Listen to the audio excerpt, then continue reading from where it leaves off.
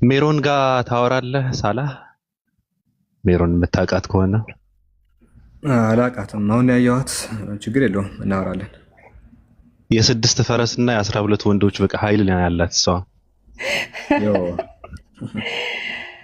እሺ አጠር አጠር አድርገህ ከመለስክልኝ ዳያሎግ ካረካ አወራለሁ። አለዛ ግን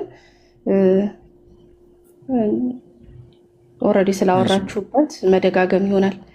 እሺ ችግር የለም። እሺ መጀመሪያው ጥያቄ አሁን ቅድም የጠቀስከው ኪንግ ኦር ኦነር የሚለው ኦር ደግሞ መልክ እና ማሊክ የሚለው ቃላቶች አሉ። ቅድም ስትናገር ነበር አይደል? ደረጃ ልዩነት አይደለም አለው።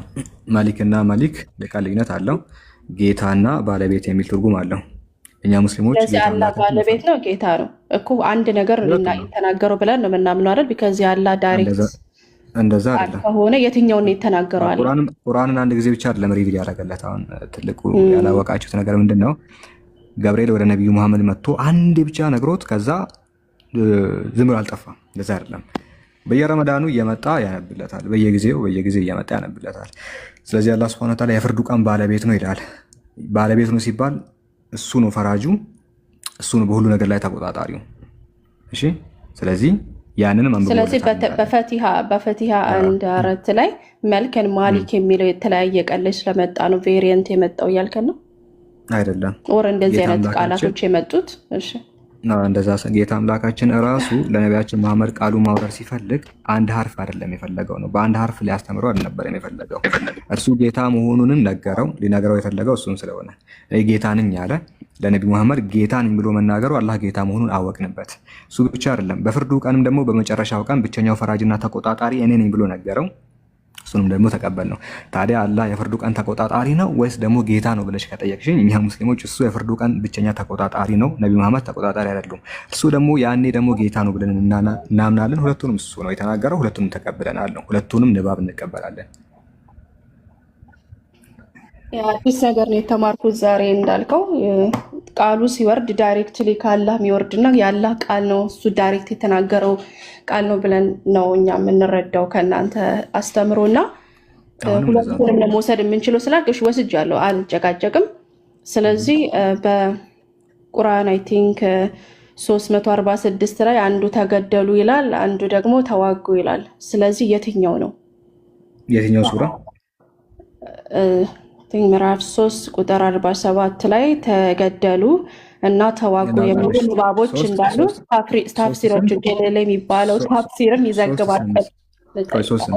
ልጨርስልህ መጀመሪያ ጥያቄ አንቀጹን ግልጽ እናድርገዋ።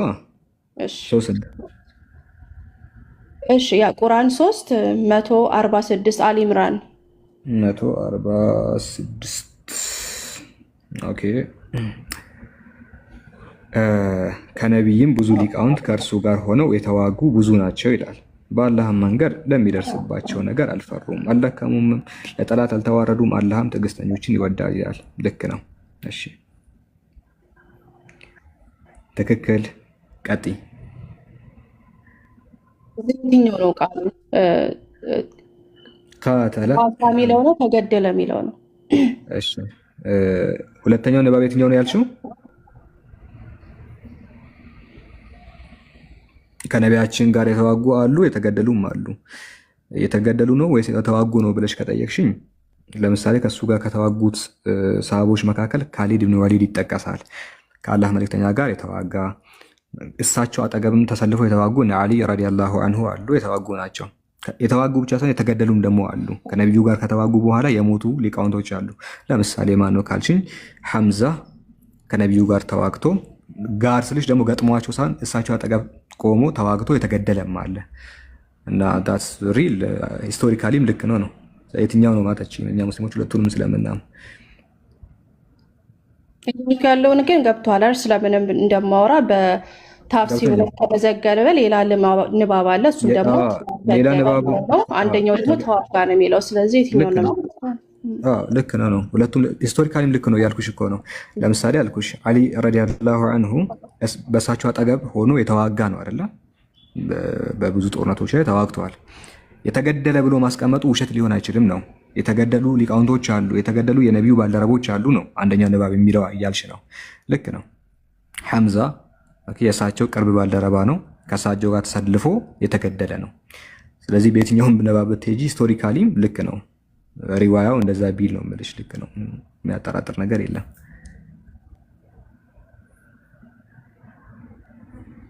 ነገሮች ያው እንዳሉ አድሚት አድርገህልናል። ግን ያው የመጀመሪያውን ነቢያችንም አድሚት ያደርጋሉ።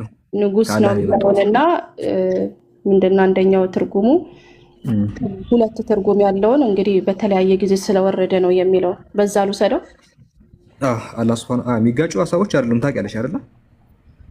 አይ ሁለቱም የተለያየ ንባብ ነው። አሚን የተለያየ ንባብ መሆኑን እናውቃለን። ነቢያችንም ነገር ስለሆነ እኔ ምንድነው መሰለ ጥያቄ አላህ ሲናገር የትኛውን ቃል የተናገረው ነው ጥያቄ።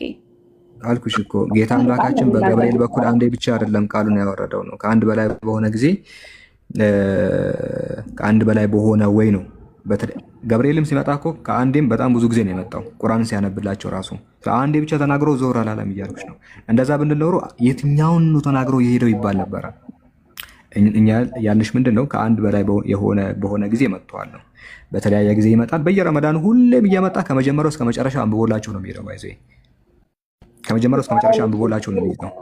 አንድ ቁርአን አንቀጽ ሲወርድ ይህ አንቀጽ ወረደ አይደል? አይቀየርም አይደል? ከዛ ሌላ ታይም ደግሞ መጥቶ ቁርአን አንቀጽ ሲሰጣቸው ሌላ ታይም አይደል? ወይስ ኦቨርራይድ? እንደዛ ሳይሆን አንድ ሐርፍ ያነብለትና ተጨማሪ ሐርፍ ደግሞ ዳይሬክት ይሰጠዋል። በሌላኛው አንድ ወርድ ሊሆን ይችላል። እሺ ይህንን እንዳለው ገብቼ እኔ ለመጀመሪያ ጊዜ የሰማሁት። መቀጠል እንችላለን፣ ችግር የለውም። እሱን ካደረግን ዘንዳ ዲፋይን ታደርግልኛለህ መበረዝ ማለት ምን ማለት እንደሆነ? አሚን ኦር መበረዝን ኮራፕሽን አክቹዋሊ ኮራፕሽን። ጥሩ ጥያቄ። እቺን ለማጠቃለል ያህል ሐዲስ ልጥቀስልሽ፣ አዲስ እንዳይሆንብሽ አሁን ከኔ የሰማሽው እንዳይሆን። ሰሂህ ሙስሊም 821ኛው ላይ ሰሂህ ሙስሊም 821ኛው ላይ ገብርኤል ወደ ነቢያችን መሐመድ ከአንድ በላይ በሆነ ጊዜ መጥቶ በተለያየ ሐርፍ ቁርአን እንዳወረደላቸው ይናገራል። ስለዚህ ሐርፍ ማለት ደግሞ ዲፍረንት ኦፍ ወርዲንግም ሊሆን ይችላል እና ዲፍረንት ኦፍ ወርዲንግ ሊሆን ይችላል። ስለዚህ አላህ ሱብሃነሁ ወተዓላ የሚናገራቸው ነገራቶች የሚጋጩ አይደሉም። ሞር አንዱ አንዱን የሚያብራራ ነው። አሁን የጠቀስሽው አንቀጽ ላይ ከነቢዩ ጋር የተዋጉ ሰዎች አሉ እናምናለን። 313 እንትኖች ነበሩ፣ ባልደረቦች ነበሩ። የተዋጉም አሉ፣ የተገደሉም አሉ። ከተዋጉት ሰዎች እነ አሊ፣ ከተገደሉ ሰዎች እነ ሐምዛን መጥቀስ እንችላለን። ዳስ ኖርማል ነው። አንዱ አንዱን የሚያብራራ ነው። አላህ ንጉስ ነው ይላል፣ አላህ ባለቤት ነው ይላል፣ አላህ ጌታም ነው ይላል። አላህ ንጉስም ነው እናምናለን፣ ጌታም ነው እናምናለን።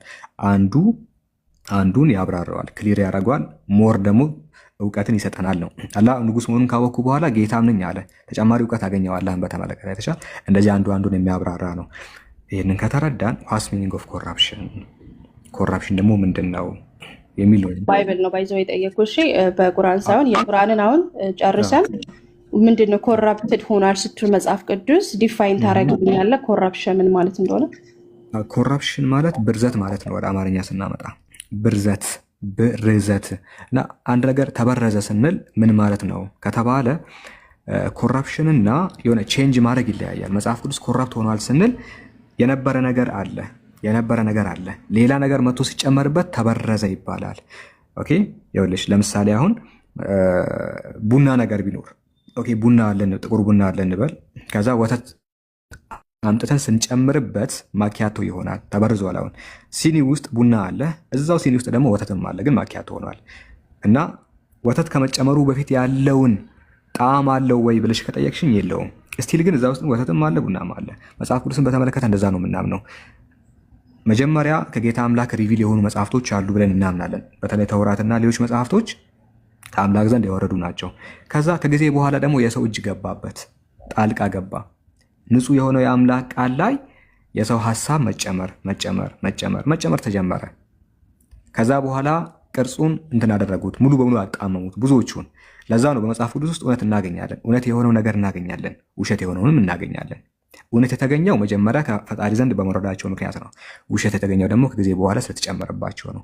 የተጨመረባቸውን አንድ በአንድ አንስተን ያው የተወሰነውን ማየት እንችላለን። እና ብርዘት ሲባል የነበረ ነገር ላይ ሌላ ነገር ማምጣት ነው።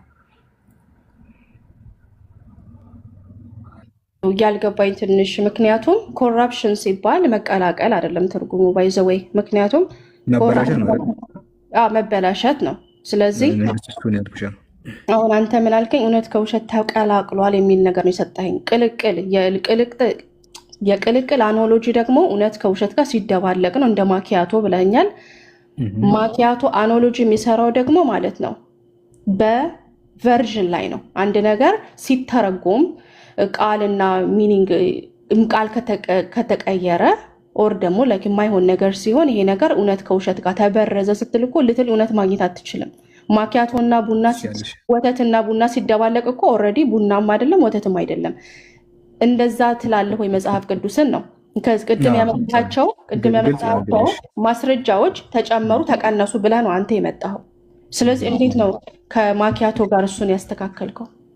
ኤግዛምፕል እኮ ነው። ሊትራሊ ላይገልጸው ይችላል። ምን መሰለሽ፣ ማስረጃ መሆን አለበት። ራስ ሰጥሻለሁ። በጣም ብዙ ማስረጃም ከፈለግሽ እኮ አለ። ተበረዘ ኮረፕት የሚለው ቃል አንደኛ የተበላሸ ነገር፣ ሁለተኛ የተዛባ ነገር። ሊትራሊ ኮረፕት ማለት ራሱ የተዛባ ነገር፣ የተዛባ የሚል ትርጉም አለው። ተዛብተዋል ነው። ኦኬ፣ አንድ ነገር የመጀመሪያ ቅርጹን አልያዘም ነው። አንድ ነገር የመጀመሪያ ቅርጹን ይዞ አይገኝም ነው። የመጀመሪያ ቅርጹን ይዞ አይገኝም የሚለው ቃል መዛባት ማለት ነው። ዳስ ሚንስ ኮረፕሽን። የአማርኛ መዝገበ ቃላት እጃችን ላይ አለ፣ ከፍተን ማየት እንችላለን። ኮረፕት ማለት የተዛባ ነገር ነው። የሚዛባው ነገር ደግሞ ምንድን ነው? መጀመሪያ ነበረ፣ ከዛ ቅርጹን እየለቀቀ እየተለወጠ የሚመጣ ነገር ነው። መጽሐፍ ቅዱስ መጀመሪያ እውነተኛ ቃል ነው። የአዲስ ኪዳን ጽሁፎችን ያን ያህል ላያመላክት ይችላል፣ ምክንያቱም ብዙዎቹ ሪቪሌሽን አይደሉም። ነገር ግን ወደ ብሉይ ኪዳን መጽሐፍት ስንመጣ ኦሪትን ብንወስድ አሁን መጀመሪያ የአምላክ ቃል ነበረ ብለን እናምናለን። ከዛ እየተጨመረ አንድ አንቀጽ፣ ለምሳሌ አምላክ የሚናገረውን አንዱን አንቀጽ ምን እያደረጉ ይመጣሉ ሰዎቹ? በራሳቸው በሚመች ወይ መጽሐፍ ይጀምራሉ። ይኸውልሽ የተጀመረው በመለኮታዊ ቃል ቢሆንም ሰዎች እያዛቡት ይመጣሉ። በውስጡ እውነተኛ የሆነ የአምላክ ቃል አለ እኮ፣ ነገር ግን ትክክለኛ ቅርጹን ይዞ አይመጣም ነው። ትክክለኛ ቅርጹን ይዞ ትክክለኛ ለዛውን ይዞ አልመጣም ነው እንጂ ቃሉ የለም አላልንም። ልክ አሁን ወደ ማኪያቶ ስንመጣ በሲኒ ያለ ጥቁር ቡና አለ እንበል። ከዛ በኋላ ወተት ቢጨምሩበት ወተቱ ከሲኒ ውስጥ አይጠፋም፣ ያ ጥቁር ቡናም ደግሞ አልጠፋም። ምንድነው የሆነው ሲባል ለዛቸው ነው የቀየሩት። ወተትም ከዚህ በኋላ ትክክለኛ ወተት አይልም እዛ ሲኒ ውስጥ የገባው። ሁለተኛ ቡናውን ደግሞ እንደ በፊቱ ቡና ስቲል ግን ቃናው ሁለቱም አለበት ነው እዛ ውስጥ። መልኩን ቀይሮ ቅርጹን ቀይሮ ይገኝበታል ነው። እኛ መጽሐፍ ቅዱስ እንደዛ ነው ያለው። መጀመሪያ አምላክ ቃል አለ፣ ከጊዜ በኋላ ደግሞ የሰው ቃል አለ። ሁለቱ ሲቀላቀሉ የመጀመሪያው ቅርጹን ይዞ አልመጣም።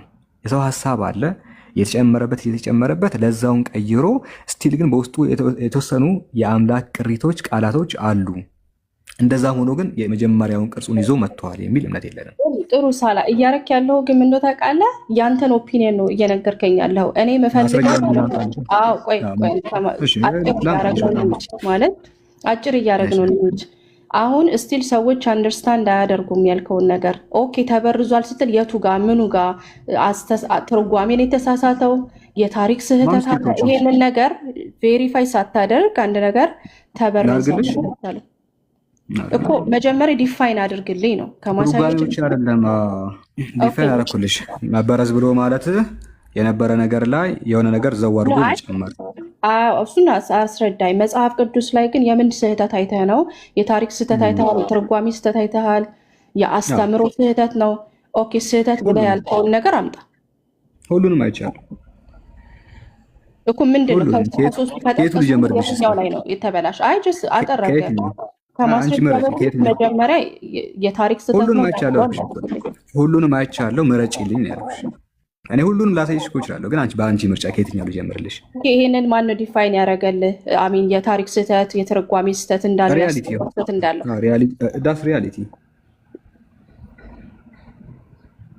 ሪያሊቲ በአይንሽ የምታየው ሪያሊቲ ዲፋይን ያደርጋል። እሺ ውሸት ብለህ የምትጠራውን አንድ ቦታ ብቻ ሳይሆን በጽሁፍና በምክንያት አሳየኝ ለምን ውሸት እንደሆነ። እሺ ውሸት በጣም ብዙ አለ እኮ አጠቃላይ መጽሐፍ ቅዱስ ላይ ውሸት ብዬ ከማምናቸው አንድ ብዙ ምክንያቶች መካከል አንዱ እኛ ላምጣልሽ ቃል ውሸት ለምሳሌ የስቅለቱ ክንውን ራሱ ውሸት ነው ብዬ አምናለሁ። እንደዚህ ሳምን ደግሞ ራሳቸውን ይዤ ነው የማምነው። ራሱ መጽሐፍ ቅዱስን ይዤ ነው ውሸት ነው ብዬ የምናገረው። ለምሳሌ ስለ ስቅለቱ ስናወራ ስለ ስቅለቱ የሚናገሩት ነገር ውሸት ነው ብዬ አምናለሁ። ሰዎች ስለ ስቅለት መጽሐፍ ቅዱስ የተናገሩት ነገር ውሸት ነው ብዬ አምናለሁ። ምንድነው እንዳምን ያደረገኝ ብለን ስንጠይቅ ኢየሱስ ሲሰቀል ካሜራው ምን ያህል እንደሚታይሽ አላቅም። አሩ ነው እኔ ጋር ትንሽ ላይ ነው ያለው። የሚታይሽ ከሆነ ግን ኢየሱስ ሲሰቀል ከሁለት ወንበዴዎች ጋር ሰቅለዋል አይደለ ሜሮን? እስቲ ውሸት ያልከውን ነገር በማስረጃ እሰይ። በማስረጃ ኢየሱስ ሲሰቀል እንደዚህ የተሰቀለው አይደለ? የሆነ ሁለት ወንበዴዎች አሉ እሱ አጠገብ። ልክ ነኝ? ካሜራውን ተመልከች። የሚታይሽ ከሆነ ነው የሚታይሽ ከሆነ በስተቀኙ አንድ አለ፣ በስተግራውም አንድ አለ አይደለ? ካሜራው ላይ እንደሚታየው ልክ ነኝ? መጽሐፍ ቅዱስ እንደተሰቀለ ይናገራል። እንደዚህ ፒክቸር ግን አልሰጠኝም። ስለዚህ አሉ ነው በስተቀኝና በስተግራው ስለሚል ችግር የለውም። ግራና ቀኝ ምን እንደሆነ እናውቃለን አይደለ? ግራና ቀኝ መቼም ፊትና ኋላ ሰው እንደዚህ ብቻ ተሰቅለዋል። ሶስት ናቸው። እሺ የሉቃስ ወንጌልን እንክፈት። የሉቃስ ወንጌልን ከፈትን። የሉቃስ ወንጌል ምዕራፍ 23 ካሜራው ይታይሻል? ካሜራውን ትንሽ ራቅ አድርገው ስሩ ገባ ስልኩ ምናልባት ሙሉ እንዲታይ እንደዚህ እንደ ቅድም ነው። ብቻ ቀጥል፣ ችግር የለው። እሺ አሩ ነው። ዛሬ ስልኬ ልክ አይደለም ወይስ ቻርጁ ነው? ቆይ ቻርጁ ልንቀለው። እሺ ምን ይላል መሰለሽ የሉቃስ ወንጌል ላይ ሁላችሁም በደንብ ስሙ። የሉቃስ ወንጌል ምዕራፍ 23 ቁጥር 39 ከተሰቀሉት ከክፉ አድራጊዎቹም አንዱ አለ አንተስ ክርስቶስ አይደለህምን? ራስህንም እኛንም አድን ብሎ ሰደበው ይላል። ከተሰቀሉት ከክፉ አድራጊዎቹ ስንቱ ነው የሚለው ሜሮን?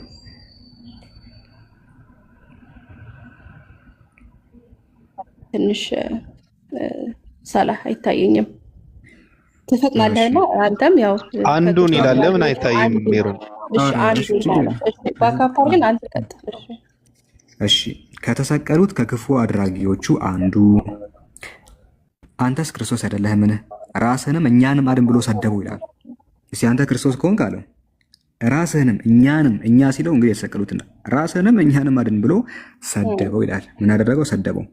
ሁለተኛው ግን መልሶ አለ ሁለተኛው መልሶ አንተ እንደዚህ ባለ ፍርድ ሳለ እግዚአብሔርን ከቶ አትፈራውምን? ስላደረግነው ነገር የሚገባንን እንቀበላለን።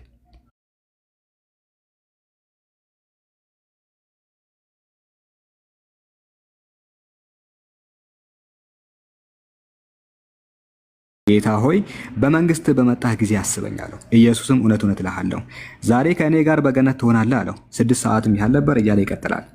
ስለዚህ ማጠቃለያ ኢየሱስ በተሰቀለበት ጊዜ ሁለት ወንበዴዎች አጠገቡ ተሰቅለው አንደኛው ይሰድበዋል፣ አንደኛው እባክህ ተወው እኛ ይገባናል፣ እሱ ግን አይገባውም እያለ ገሰጸው ይላል። ልክ ነኝ? እሺ ቀጥል። ልክ ነኝ አይደለም?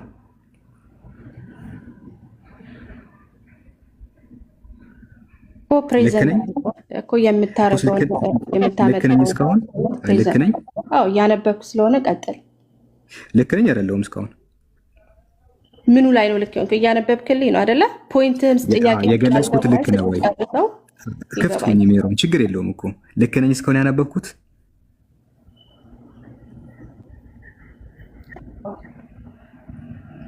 ልክ ነኝ ሜሮን?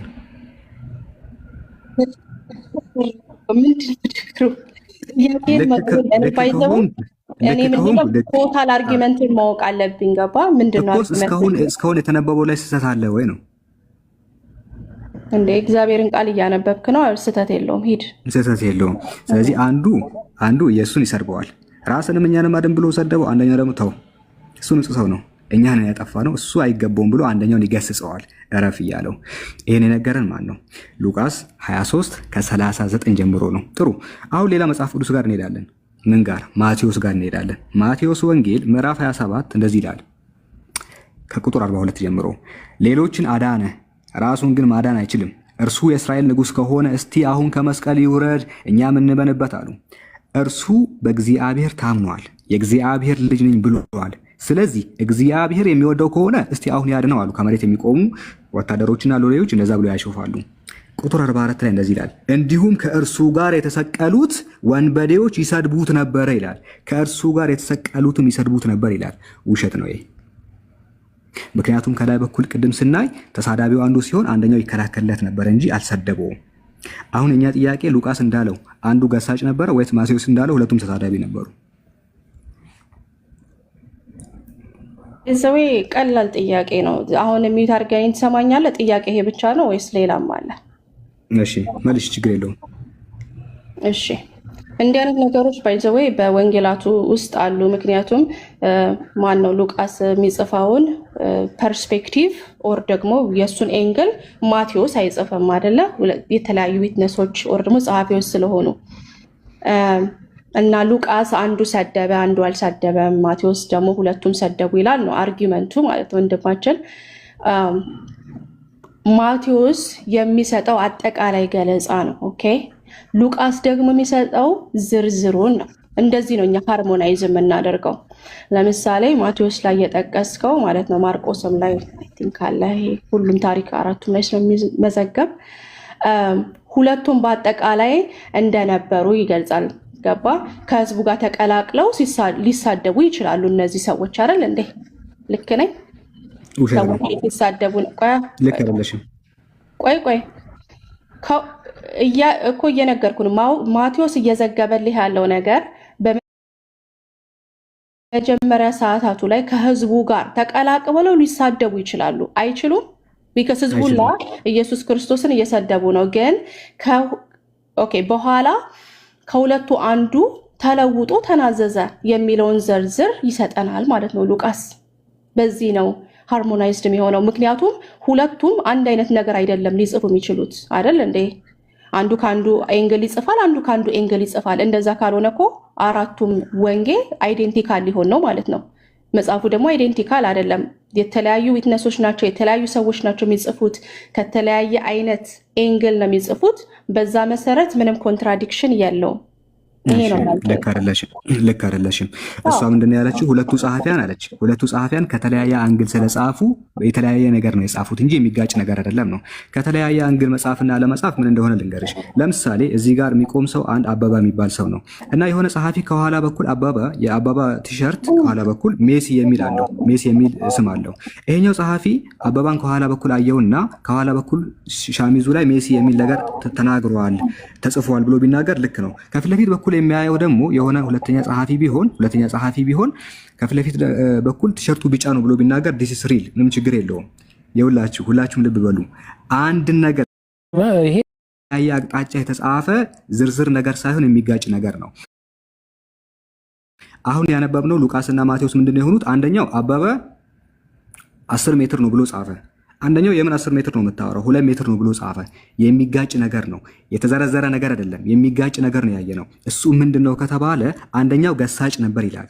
ይኸውላችሁ ዝም ብሎ ቢያልፈው ኖሮ መሳደቡን አልገለጸም ብለን እናልፍ ነበረ። ትላልቅ ሰዎች በደንብ ነው የምናስተውለው። ምን አለ? ከተሰቀሉት ከክፉ አድራጊዎቹ አንዱ አንተስ ክርስቶስ አይደለህምን? ራስንም እኛንም አድን ብሎ ሰደበው ይላል። ተሳደበ። አንደኛው ገሰጸው ይላል። ገሰጸው። አንደኛው ገሳጭ ነው፣ አንደኛው ተሳዳቢ ነው። ይኸውላችሁ አንደኛው የሚገስጽ ነው፣ የሚቆጣለት ነው። አንደኛው ደግሞ ምን የሚያደርግ ነው? የሚሳደብ ነው። እሺ ወደ ማቴዎስ ስንመጣ ግን ሁለቱም ተሳዳቢ ነበሩ ይላል። ግን እኮ ቅድም አንዱ አይሳደብም ነበር ያለው ከላይ በኩልም ሉቃስ። ዝም ብሎ ቢያልፈው ኖሮ ከሌላ አንግል ጻፈውና ሳይጠቅሰው አለፈ ይባላል። ነገር ግን እዚህ ጋር ያየ ነው አንዱ የሚሳደብ ነው፣ አንዱ ደግሞ የሚጋሰጽ ነው አለ። ሁለቱ ድብን ተደርጎ የሚጋጩ ናቸው። ከሌላ አንግል መጽሐፍ ይሄ አይደለም። ከሌላ አንግል መጽሐፍ ምን እንደሆነ እኛ በደንብ እናውቃለን። ልኩ አይደለም ባይዘዌ የዶሮዋ ጩኸት ላይም እንዲህ አይነት አገላለጽ እናያለን በሉቃስ እና በሌላ ወንጌሎች ላይ። ለምሳሌ እኔ እያልኩ ያለሁትኝ አላደረገም አልተሳደበም ብዬ አይደለም የመጣሁትኝ። ምን እያልኩ ነው? ማቴዎስ ሁኔታውን በአጠቃላይ እንደነበር ነው የገለጸው። በመጀመሪያ ሁለቱ ሰዎች ሊሳደቡ ይችላሉ አይደል እንዴ? ኢየሱስ ክርስቶስን ይሄ ሌባው የተባለው ያውቀዋል እንዴ? እዛ ድረስ አያውቀውም እኮ። ተሳድበዋል በሉቃስ መሰረት። ቆይ ስማኛ፣ እንደዛ ከሆነ ትንሽ ጠንከር እናድርገውና በሉቃስ መጽሐፍ ሙሉ መጽሐፉ ጠንከር ላድርገው ፍሪ። እንደዛ ሳይሆን እንደዛ ከሆነ በሉቃስ መሰረት በየትኛው ምዕራፍ እነርሱ አንዱ ንስሐ እንደገባ የሚያሳይ ዝርዝር ነው እየተናገረ። በየትኛው ምዕራፍ ላይ አንደኛው ወንበዴ ይሳደብ ነበር በሉቃስ? ኦኬ መናገር አለበት። ይሄንን አልክ ማለት እኮ ጥቃቅን ነገሮችንም ጭምር እየጻፈ ስለሆነ በሉቃስ መሰረት አንደኛው ወንበዴ ተሳዳቢ ነበረ ወይ? ይሄንን የመጽሐፍ ቅዱስ አጻጻፍ ሉቃስ፣ ዮሐንስ፣ ማቴዎስ፣ ማርቆስን አጻጻፉን ብታቅ ምን እንደሚጽፉ በምን ኤንግል እንደሚጽፉ በምን ምክንያታቸው እንደሆነ ብታቅ ኖሮ ይጠይቀኝ ነበረ። ጥያቄው ምን መሰለሽ ሜሮን፣ ሁለቱም ተሳዳቢ ናቸው ወይስ አንዱ ብቻ ነበር የሚሳደቡ? ሜሮን ሰላም ብያለሁ። 1000 ሰው አለ በነገራችሁ ላይ ላስታውሳችሁ ብዬ ነው። ጥያቄውን እየመለሽለት ማብራሪያ ስጪ። እኔ ወድ ለደህንነታችን ሲባል እየጠየቀች ነው። ተሳዳቢ ነበር ተሳዳቢ አይደለም እያለች ነው። በማቴዎስ መሰረት ሉቃስ የጻፈው ሀሳብ ላይ ተሳዳቢ ነበር ተሳዳቢ አልነበረም እያለች ነው አንደኛው ወገን። ስለዚህ ለእኛ እየተጠነቀቃችሁ ጥያቄዎችን መልሱ። ከጥያቄው ለማምለጥ እኔ የጠየኩትን አልመለስሽም ሜሮን። አንቺ ምንድን ነው የምታደርጊው መሰለሽ? እኔ የጠየኩትን ትተሽ ለአንቺ የሚቀለው መርጠሽ ነው እየመለሽ ያለሽው። እንደዛው ነው እያየን ያለ ነው። እኔ የጠየኩት አለ 20 ሲባዛ በ40 ስንት ነው ብዬ ስጠይቅ 1 ሲደመር 1 ስንት ነው ብለህ ጠይቀኸኛል። መልሱ 2 ነው እያልሽ ነው የምትናገሪው። ነገር እውነት ሆነ አልሆነ እኔ ያልጠየኩትምና ያልጠየኩትን ትተሽ የጠየኩትን ብትመልሽ ይሻላል። አሁን የሉቃስ ወንጌል ምዕራፍ 23 ላይ አንደኛው ገሳጭ ነበር አይደለ? አይደለም? እሺ ነበር አይደለም? እየደጋገምነው አይሆንም እንዳለችው ብዙ ሰው እየሰማ ነበር። እኔ መጀመሪያ መልሴ ምንድን ነው? ስለዚህ መልስ የለም ነው እኮ መልስ ምን ነበር? እንደዛ ይሻላል። እሺ ለማንኛውም ወደ ሌላ ጥያቄ እናልፋለን። ምንም ችግር የለውም። ይሄ ለታዳሚ ብንተው አሪፍ ነው። አይሻልም? 27:44 እስቲ ያውጣ እሱ ጋር ካለ እዛ ጋር ነው ሜቢ ሊነግርህ ይችላል። ማቴዎስ 27:44 ሜቢ መልስ ተሳደቡ ይላል። እሱን እኮ ነው ያነበብኩት። ኦኬ እሺ፣ ራሱን እኮ ነው ያነበብኩት። አዎ፣ ስለዚህ ራሱን ነው ያነበብኩት። ይሄው እዚህ ጋር ምንድነው አንቺ አሁን አውጣ ያልሽው ላይ እንዲሁም ከእርሱ ጋር የተሰቀሉት ወንበዴዎች ይሰድቡት ነበር ይላል። አልሰደበውም። አንዱ ይከላከልለት ነበር እንጂ አልሰደበውም። ይሄ ነው አምጥቶ ሰደበው ብሎ የተናገረው። ስለዚህ አንዱ ሲሳደብ የነበረ ሀሳቡን ቀይሮ ተናዞ መለወጥ አይችልም እያልከኝ ነው? ይሄን እኮ ሄዶ መልስ አይችልም። ኦኬ፣ በአንተ ስታንዳርድ ላይችል ይችላል። በዛ ሰዓት ግን ተናዘዘ፣ ተለወጠ። የመጨረሻውን ዝርዝር ደግሞ ሉቃስ ዘገበ።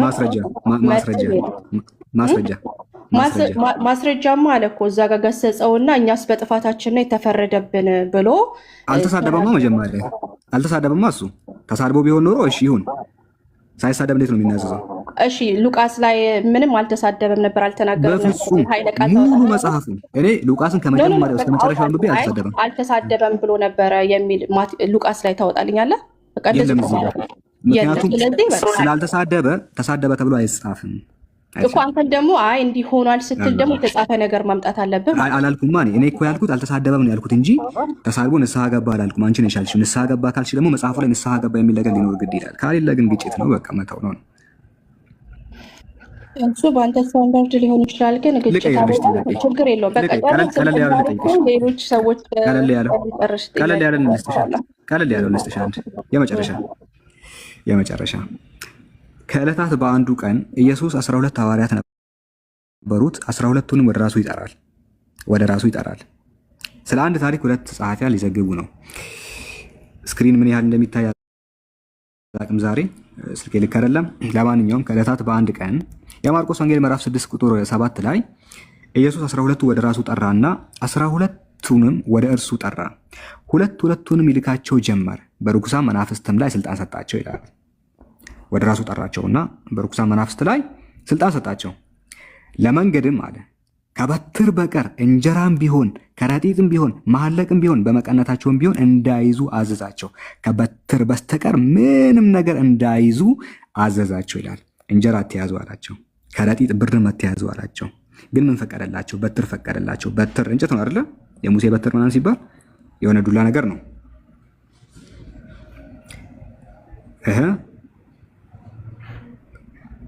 አይደለ ሜሮን?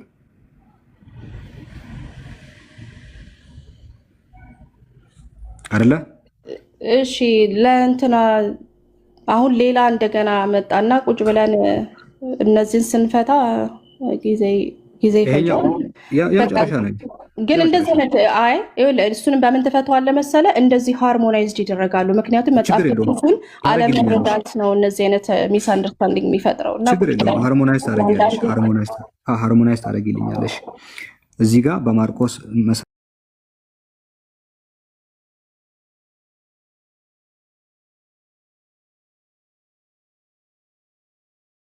መሰረት ኢየሱስ ስንት ላይ ነው?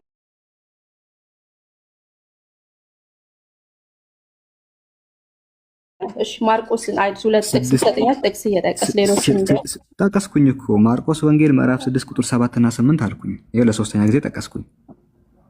እሺ ምን ይላል መሰለሽ? ኢየሱስ 12 ሐዋርያት ነበሩት። 12ቱ ወደ ራሱ ጠራቸው፣ በርኩስ መናፍስት ላይ ስልጣን ሰጣቸው። ከዛ በኋላ ለመንገድ አለ ከበትር በስተቀር እንጀራም ቢሆን ከረጢትም ቢሆን መሐለቅን በመቀነታቸውም ቢሆን እንዳይዙ አዘዛቸው ይላል። እና በሚጠራቸው ጊዜ ኢየሱስ ምንም ነገር እንዳትይዙ በትር ግን ያዙ አላቸው። እና እያንዳንዱ ያው ዱላ ይዞ ይመጣል ነው። በትር ዱላ ወይ ደግሞ እንጨት ነገር ነው። እንደዚህ የድሮ ሰዎች ምናምን ይዘውት የሚሄዱት ነው በትር የሚባለው፣ በእጃቸው የሚይዙት እና ግን ብርም አይዙም ምንም ነገር አይዙም። እንጨት ግን በትር ይዘው ይወጣሉ። ከበትር በስተቀር ምንም እንዳትይዙ አላቸው። ልክ ነኝ? ራሱ ታሪክ ደግሞ ሉቃስ ወንጌል ላይ እናገኛለን። ሉቃስ ሲዘግበው የእግዚአብሔርን መንግስት እንዲሰብኩና ደዌዎችንም እንዲፈውሱ ላካቸው። እንዲህም አላቸው፣ በትርም ቢሆን ከረጢትም ቢሆን እንጀራም ቢሆን ብርም ቢሆን ለመንገድ ምንም አትያዙ፣ 2 እጀ ጠባብም አይሆንላችሁ አለ። በትርም እንዳትይዙ አላቸው። ጥያቄያችን ኢየሱስ 12 ወደ ራሱ በጠራበት ጊዜ በትር ፈቅዶላቸዋል ወይስ ከልክሏቸዋል?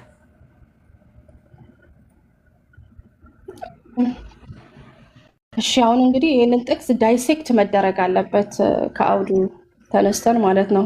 አንድ ጊዜ እያነበብኩትኝ ነው። አንድ ጊዜ ይቻላል። ሙሉ ውረጂ። አንድ ታሪክ መሆኑን የምታውቂው ወደ ታች ስትወርጂ ሁለቱም ስለ አንድ ታሪክ ነው የሚናገሩት። የሚገርመው ነገር ግን አንዱ ላይ በትር ያዙ አላቸው፣ አንዱ ጭራሽ በትር እንዳትይዙ አላቸው። ኢየሱስ 12ቱን ሲጠራቸው ማርቆስ እንዳለው በትር ፈቀደላቸው ወይስ ሉቃስ እንዳለው በትር እንዳትይዙ ነው ያላቸው? አንድ ታሪክ መሆኑን የምታውቂው ወደ ታች ስትወርጂ ነው። ሁለቱንም ተመሳሳይ ታሪክ ነው።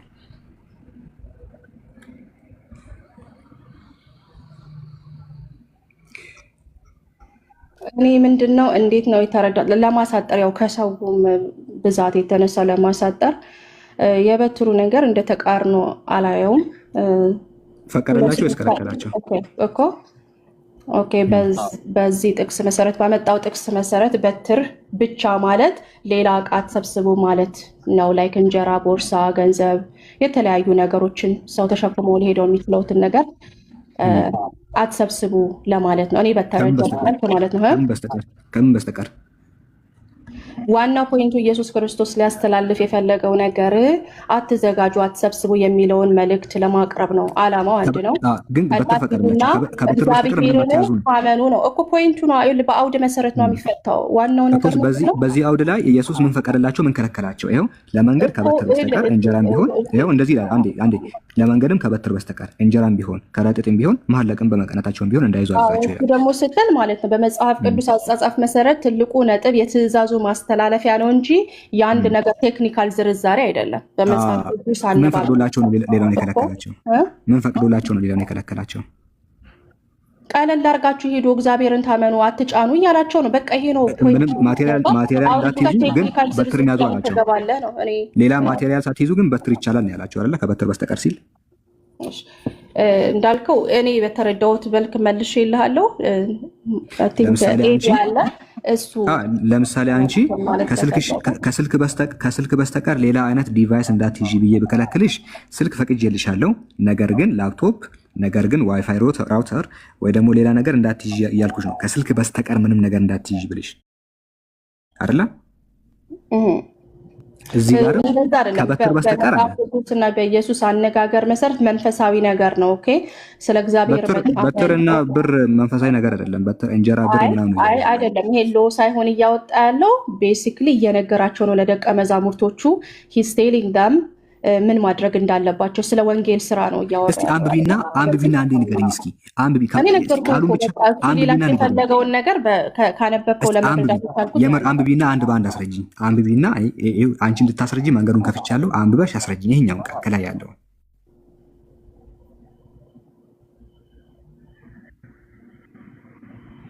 የትኛውን እንትን ይለብኛል ግን ስመልስልህ አይኑ ላትቀበል ይችላል። ግን በቃ ቃሉን አንብቢ እና እንደዚህ ማለት ፈልጎ እኮ ነው በይ አዳምጥሻለሁ የሚሉት አድርጊ አስረዳው እኮ ምን ለማለት እንደፈለገ ሳላ አንዴ ቃሉን አንብበሽ ከበትር በስተቀር ሲል እንዲህ ብለሽ አስረጅኝ። አንዴ አንብበሽ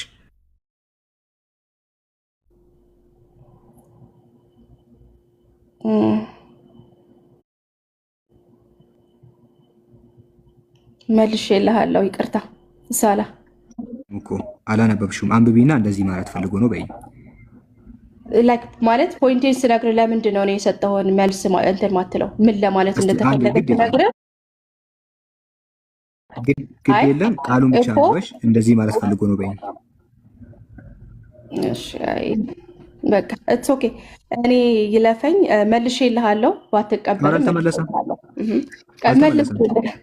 ዋናው ምንድን ነው በጠንካራ ቃል አትዘጋጁ፣ አትሰብስቡ የሚለውን መልእክት ነው የሚያቀርበው። ጥቅሱ አውጥታው ያንን የሚለው በቃ ከዚህ ሌላ አይነት ሌላ ነገር የለውም። ብታነቢው እንደዛ ምን መሰለሽ፣ ብታነቢው ያው የምታወሪው ነገር ልክ እንዳልሆነ ስለምታውቂ ነው። እረዳሻለሁ፣ ምን ችግር የለውም። እሺ ችግር የለም። እኔ እንድጠይቅ አዎ ጠየቅ። ምንም ባይ ዘ ዌይ ዱ ቸርች ፋዘርስ ኦር ኤኒባዲ ይሄንን ቴክስቹዋል ክሪቲሲዝም ኮንትራዲክሽን ብሎ የመጣ አንድ ፋዘር ታመጣልኛለህ? እኔ በመለስኩት ከዚህ ውጭ የሚመልስልህ? አንቺ እንደመለስሽው የሚመልስ የለም ጭራሽ። ቼክ እስካረኩት ድረስ እስኪ ይሄ ነገር ኮንትራዲክሽን ነው ብሎ የመጣ አንድ ቸርች ፋዘር ትጠኛለህ?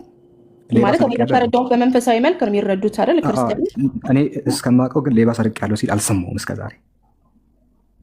ምን ማለት ነው? መጽሐፋችን ልክ አይደለም ብለው እንዲመጡ አንፈልግ። ምን መሰለሽ፣ ክርስቲያን ናቸው፣ የግድ ክርስትና ዲፌንድ ማድረግ አለባቸው እና መጽሐፋችን ልክ አይደለም እዚህ ጋር ተጋጭተዋል እንዲሉ ምንጠብቅ ከሆነ ልክ አይደለንም ነው። እንደውም እሱን ስትል አንድ ጥያቄ ልጠይቅ። እኔም አንድ እስልምና ላይ ጥያቄ አለኝ። እሱን ካልክ አሁን ያልከውን ነገር ሜክ ሹር አፕ ላይ ማድረግ እዚህ ላይ ማለት ነው። ፐርፌክት ልጠይቅ እኔ። ችግር የለውም ጠይቂ። እሺ ቃሉን ለማውጣት ሞክራለሁ። ኤግዛክትሊ ዌትስ ታውቀዋለህ? በቁርአን 4:11 እስከ 12 ያለውን የውርስ ክፍፍል አላህ ምንድን ነው አላህ ዝርዝሩን የሰጠበትን ጥቅስ ታውቃለህ?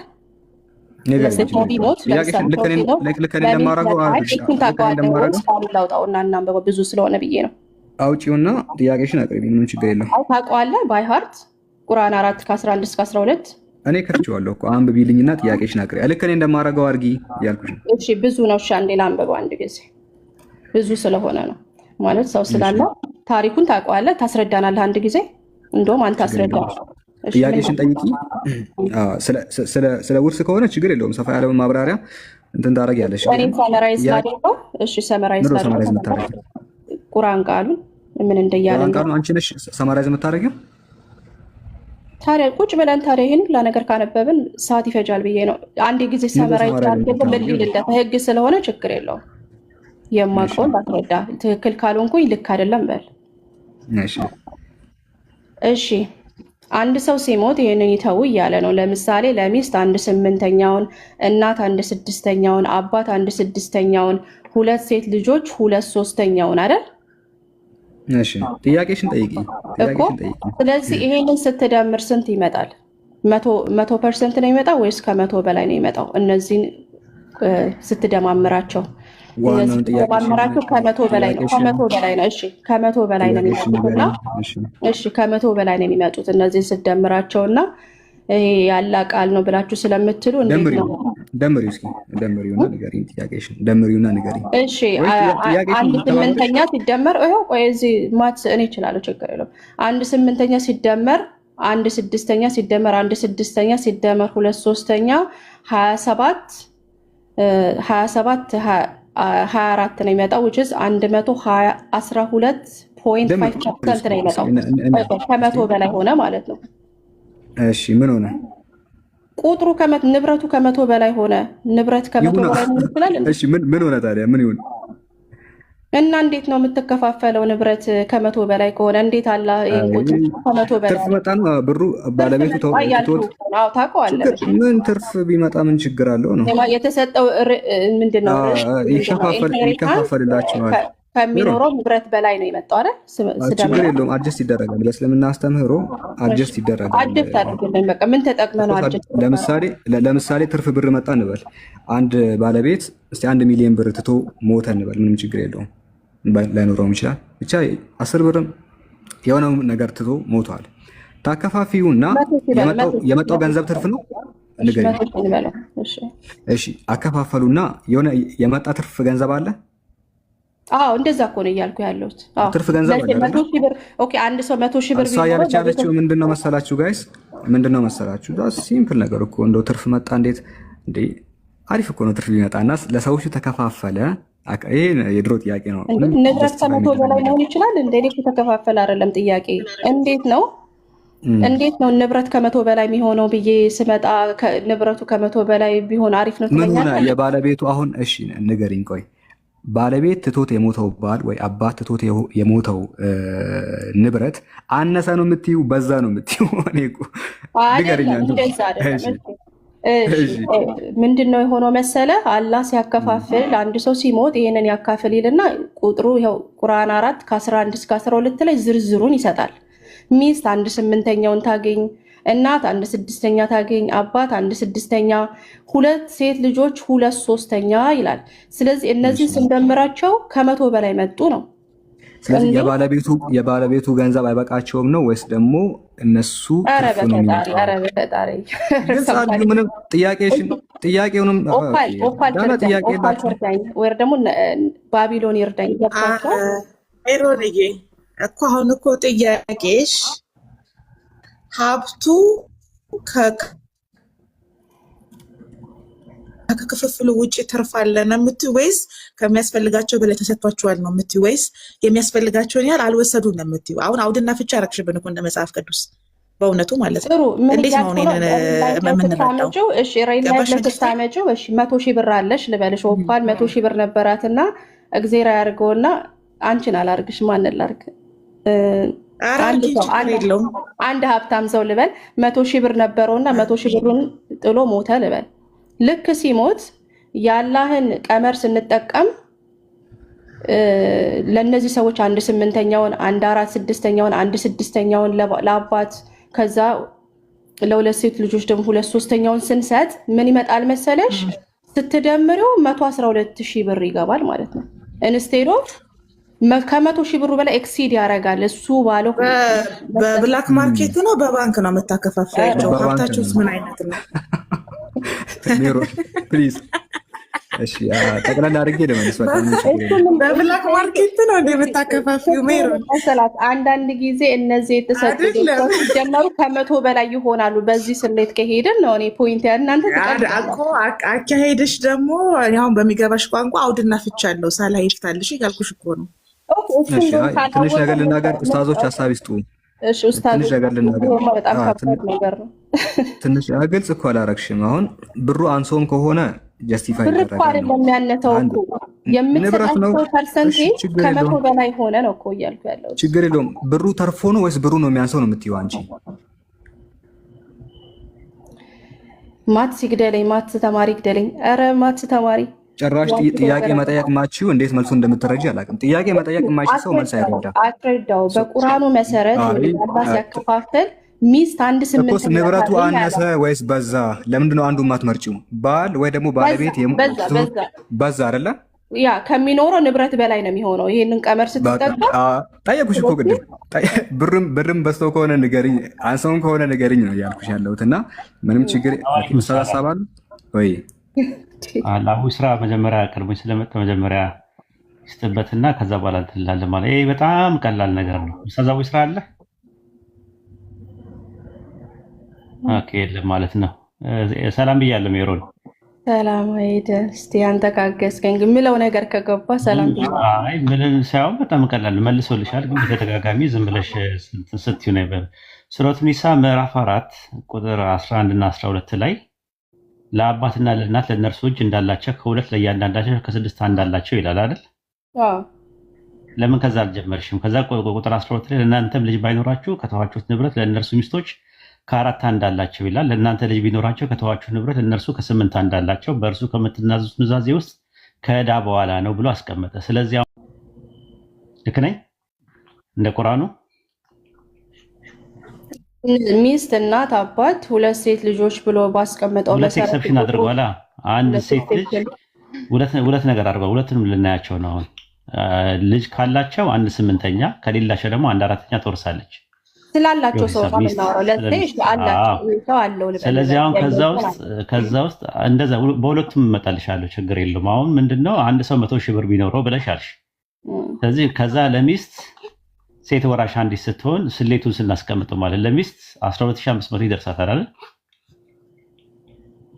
አረ ከ100,000 ሲባዛ በአንድ ሲካፈል ለ8 ስንት ይመጣል?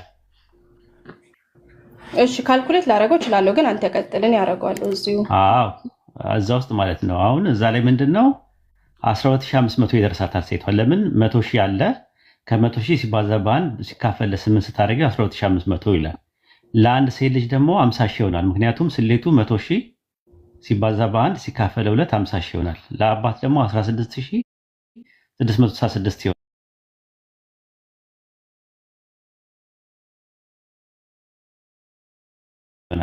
ምክንያቱም 100,000 ሲባዛ በአንድ ሲካፈል ለ6 16600 ይሆናል። ለእናት ደግሞ አንቺ በሰጠሽው ደግሞ 16666 ይሆናል። ምክንያቱም 100,000 ሲባዛ በአንድ ሲካፈል በ6 ማለት ነው። ስደምሪ ስንት ይሆናል? በአጠቃላይ ስደምሪ ስንት ይሆናል? 112,500 አይመጣም። እንደዛ አይደለም። ቆይ ተረጋጊ።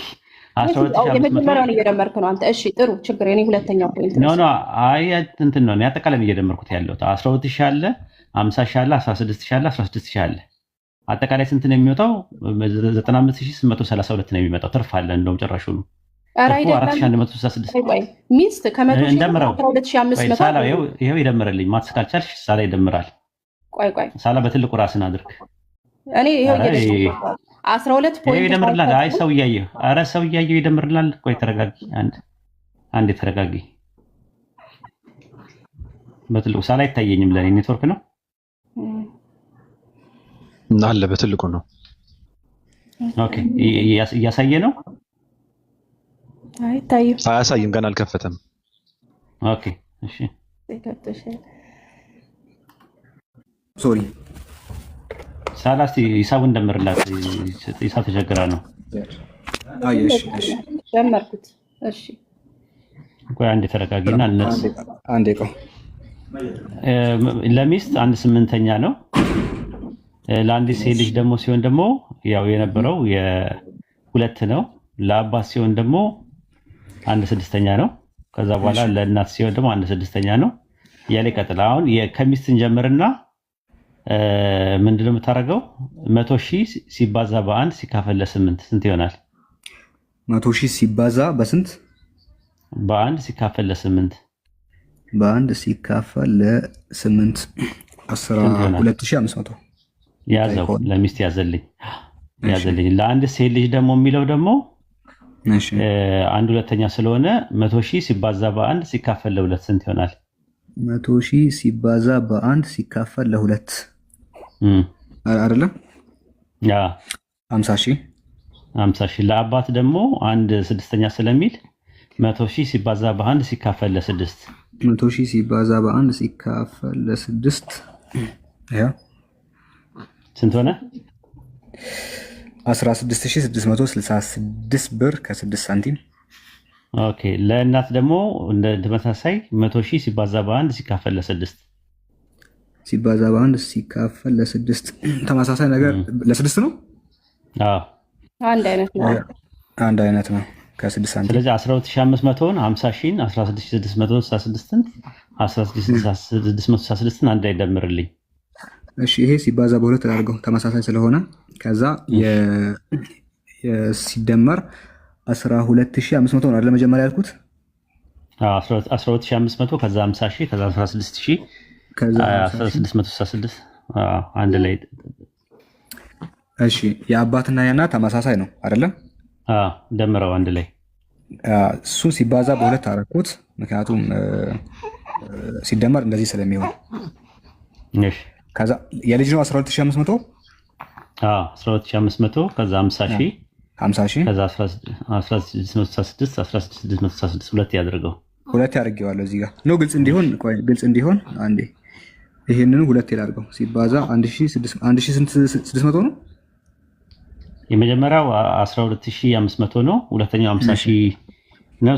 ሶስተኛው 16,666 ነው። አራተኛው እና የመጨረሻው ደግሞ 16,666። አሁንም 16,600 ነው።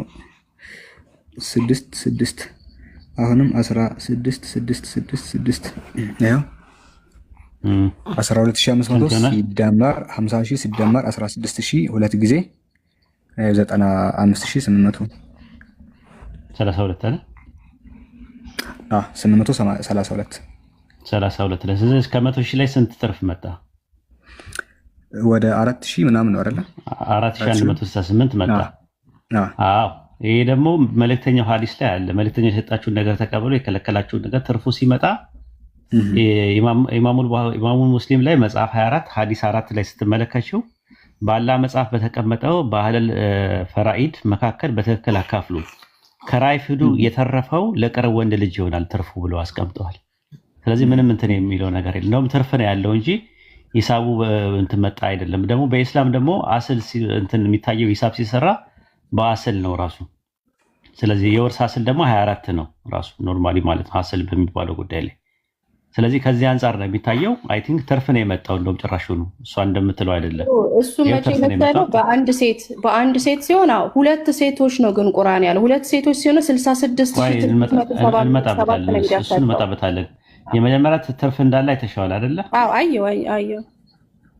ስለዚህ ትርፉ ለምንድን ነው የሚሆነው?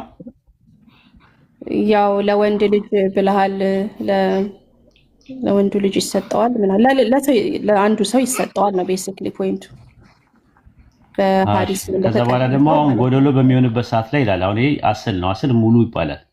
ከ100,000 የተረፈው 4116 ውስጥ ከ24% ውስጥ አንዱ ትርፍ ለቀልብ ልጅ ይሆናል ማለት። ሁለተኛው ደግሞ ጎደሎ እንትን አለ። ሴት ወራሽ 2 ወይም 3 ሴቶች ሲሆኑ ብለሽ ላልሽበት ደግሞ ለሚስት 12000 አሁን እንዳውኑ ማለት ነው 12600 66000 1616 ሲሆን 112 ነው። ከዛ ውስጥ ምንድነው ትርፍ ስንት ነው የመጣው? 12400 የወርስ አስል 27 ነው። እዚህ ላይ ሲመጣ የወርስ አስል ማለት ነው አውል ይባላል በኢስላም። አውልና አስል የሚባል ነገር አለ። ስለዚህ አውል በሚባለው ሲመጣ አስፈላጊው ሚስት 27 ሲባዛ በ1 በ8 ታደርጊያለሽ። ከዛ በኋላ እንደገና ደግሞ ሴት ልጆች ሲሆኑ 24 ሲባዛ በ2 ሲካፈል በ3 በ16 ታደርጊና አባት 24 ከዛ 1.6 ታደርጊና 4 ታደርጊና እንደዛ አድርገሽ ነው እንትን የምትይው ማለት ነው። ይሄ ደግሞ የተገኘው ወደ ምንድነው? ከሱና ነው፣ ከረሱል ሰለላሁ ዐለይሂ ወሰለም ሐዲስ ነው። ግልጽ ነው። የተባለው ሲስተም የተሰራው ለምንድን ነው? ለዚህ ማስተካከያ ነው። ማስተካከያ አይደለም። ቁርአንም ሐዲስም እኮ አንድ ነው ምንጫቸው ለኛ ለሙስሊሞች። አንቺ ሁለት የተለያየ ነገር አድርገሽ ነው። አሁን ቁርአን ላይ ስላገኘሽው ነው። እኛ በሐዲስም በቁርአንም ነው የምንመራው።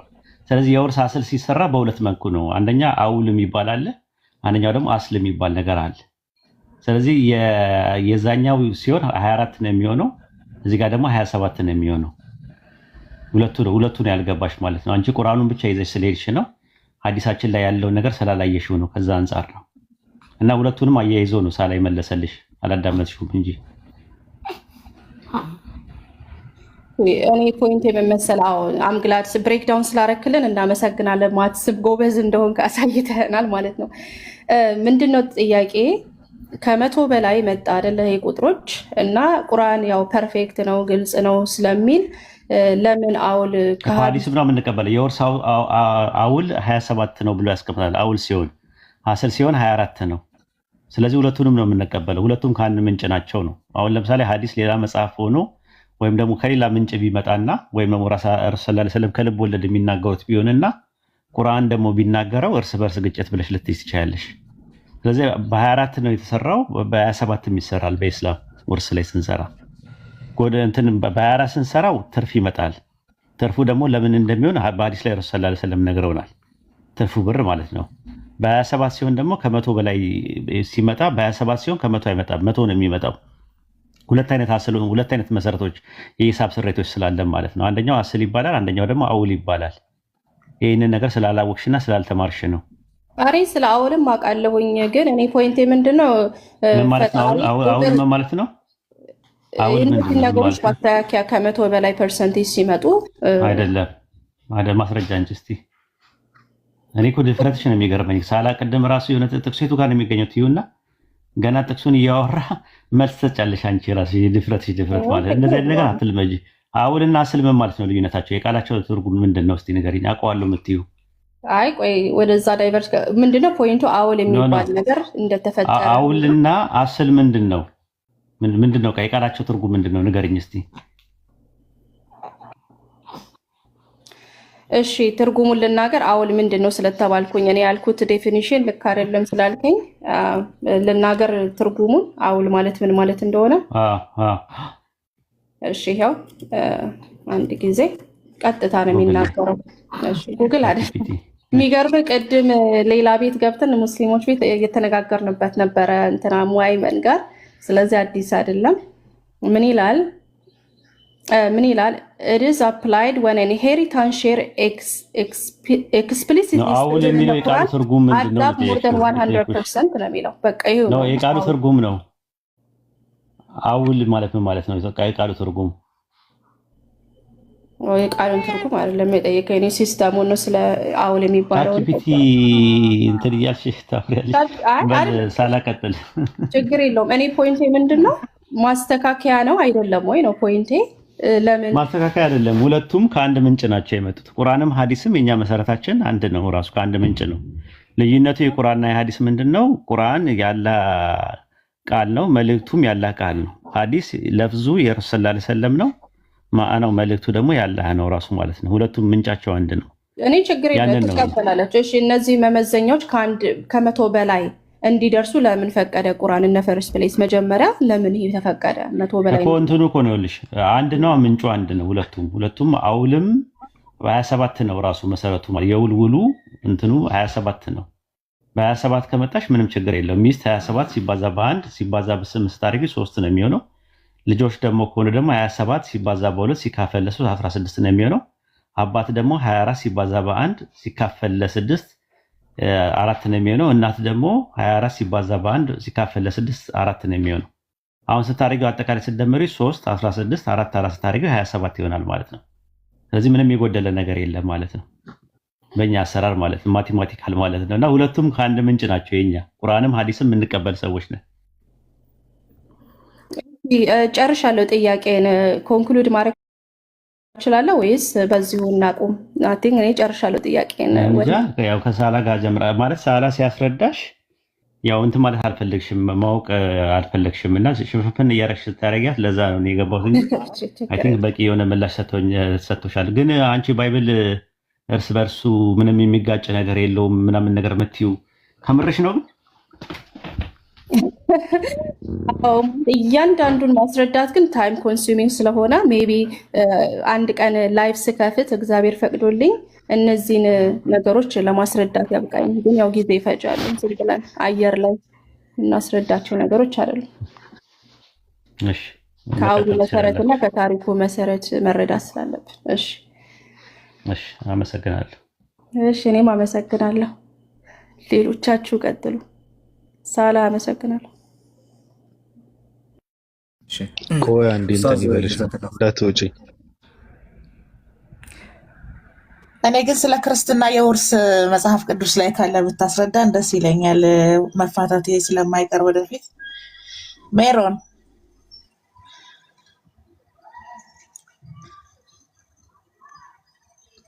በክርስትና የውርስ ስርዓት የውርስ ክፍፍል አለ እግዚአብሔር የደነገገው? አዎ አለ አለ። እሱን ብታስረጅኝ በጣም ደስ ይለኛል። ያው ብሉይ ኪዳን ላይ መሄድ አለብኝ እነዚህን ህግጋት ለማውጣት።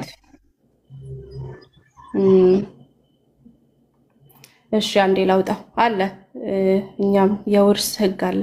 ግን አሁን እኛ የምንተዳደርበት ሳይሆን ይሄ በብሉይ ኪዳን የነበረ ስርዓት ዳርኛን ዊ ኖ ሎንገር እኛ ክርስቲያኖች የምንከተለው ሳይሆን በታሪክ ግን ነበረ ለማለት ነው። አሁን ህዝበ ክርስቲያኑ በምን ነው የሚተዳደረው? ሜሮን እንደዛ የለብንም። አሁን ያወጣልን ህግ የለም። ፍርድ ቤት ነው ሜሮን፣ ፍርድ ቤት ነው የምትሄደው። ምን ችግር አለ? የዚህ ዓለም መንግስት ጥሩ ህግ አለው። አምላክ መፍትሄ ማስቀመጥ ነበረበት እኮ ለዚህ አይደለ? ወሳኝ ነገር ነው። አንዳንድ ማለት አሁን አንተ የምትለውንም ይሄንን ህግጋት ላይፈልግ የሚችል ሰው አለ። ስለዚህ ሁሉ ሰው ለዚህ ነው ስቴት እና ሪሊጅን ስፕሬት ገባ። ምክንያቱም መንግስት የሚወስነው ነገር አለ፣ እንደ ቦታው ደግሞ ይለያያል። ብዙ ነገር አለ። ብቻ እንደምትኖርበት ኢንቫይሮንመንት አሁን ለምሳሌ ህግ እኮ የእናንተን ህግ ሲቀመጥ ሜሮን የማይፈልግ ሰው ሊኖር ይችላል በሚለው አይደለም። ለምሳሌ አሁን ዝሙት መስራት የሚፈልግ ሰው አለ አይደለ? አለ እኮ ዝሙት መስራት የሚፈልግ አለ። የሚፈልግ ስላለ ብቻ ነገሩ ዝም ተብሎ አይታለፍም። የሚፈልግም ቢኖር ባይኖርም ክልክል ነው። ስለዚህ አምላክ ህግን ሲያስቀምጥ የሆነ ሰው ስለሚፈልግና ስለማይፈልግ ሳይሆን ህግ መቀመጥ ስላለበት ነው። እና እንዲህ ያለ ትልቅ ነገር እንዴት ሜንሽን ሳይደረግ አለፈ በአዲስ ኪዳናችሁ? አይ ለእስራኤላውያኖች ነበራቸው። እኛ ግን ክርስቲያኖች በዛ በነሱ ቃል ኪዳን ስላልሆነን እኛ ዌርናት ባይንድ በዛ ነው። ለዛ ነው ስለ አዲስ ኪዳን ሰዎች ለምንድን ነው የማይቀመጠው? ነው ለሰፊው ህዝበ ክርስቲያኑ የምትበዙትም እናንተ ናቸው አይደል? ቢካዝ መንግስት ስላለ። የምን መንግስት? ይሄንን የሎ አለ አይደለም መጽሐፍ ቅዱስ ክልል ሃይማኖት ነው ይሄን ማስቀመጥ ያለበት እኮ። ለምን መንግስት ጋር የምትሄዱት?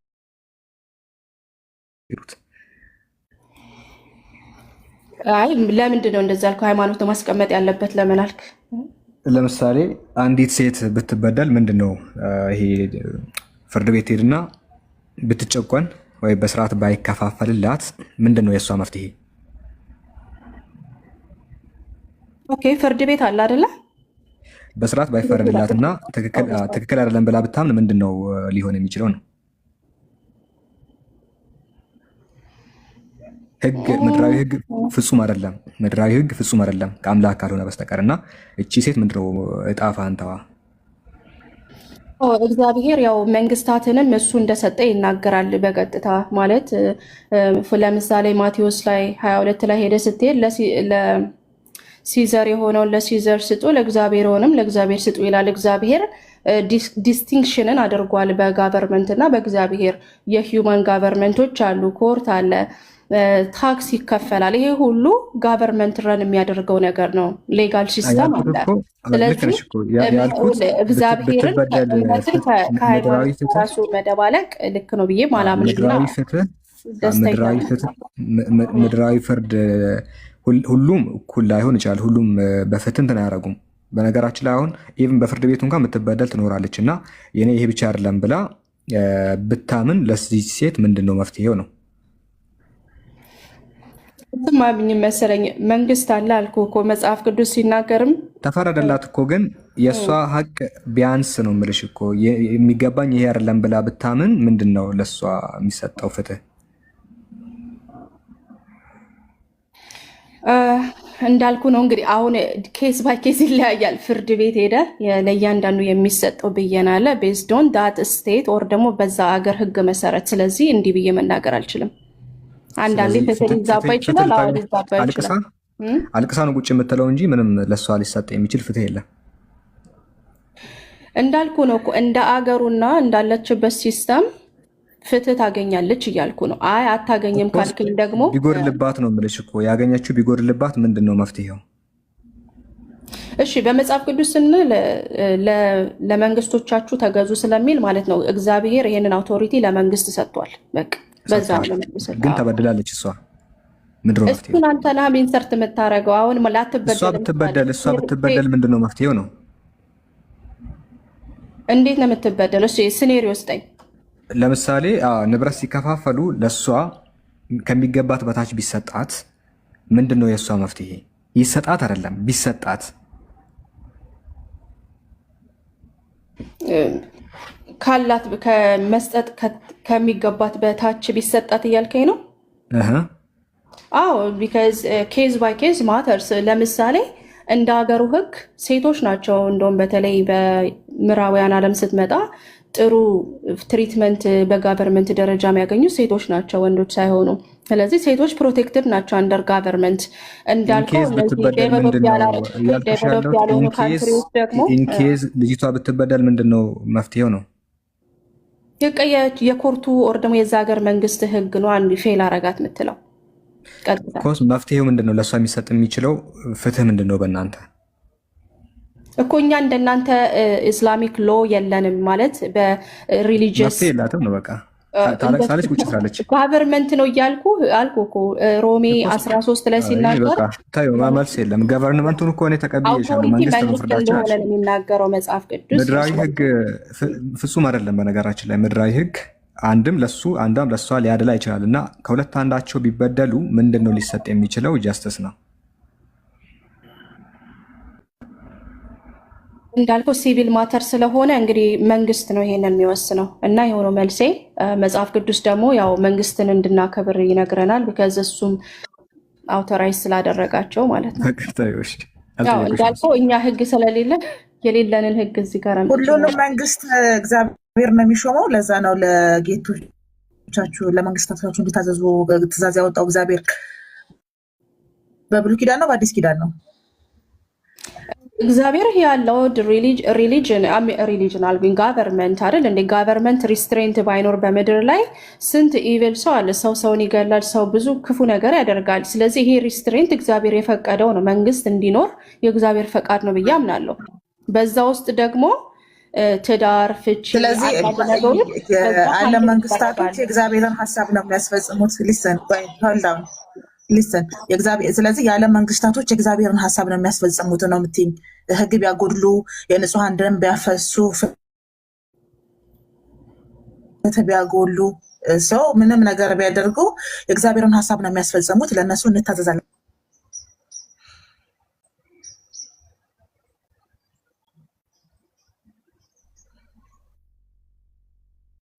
ተቋርጬ ነው ወገን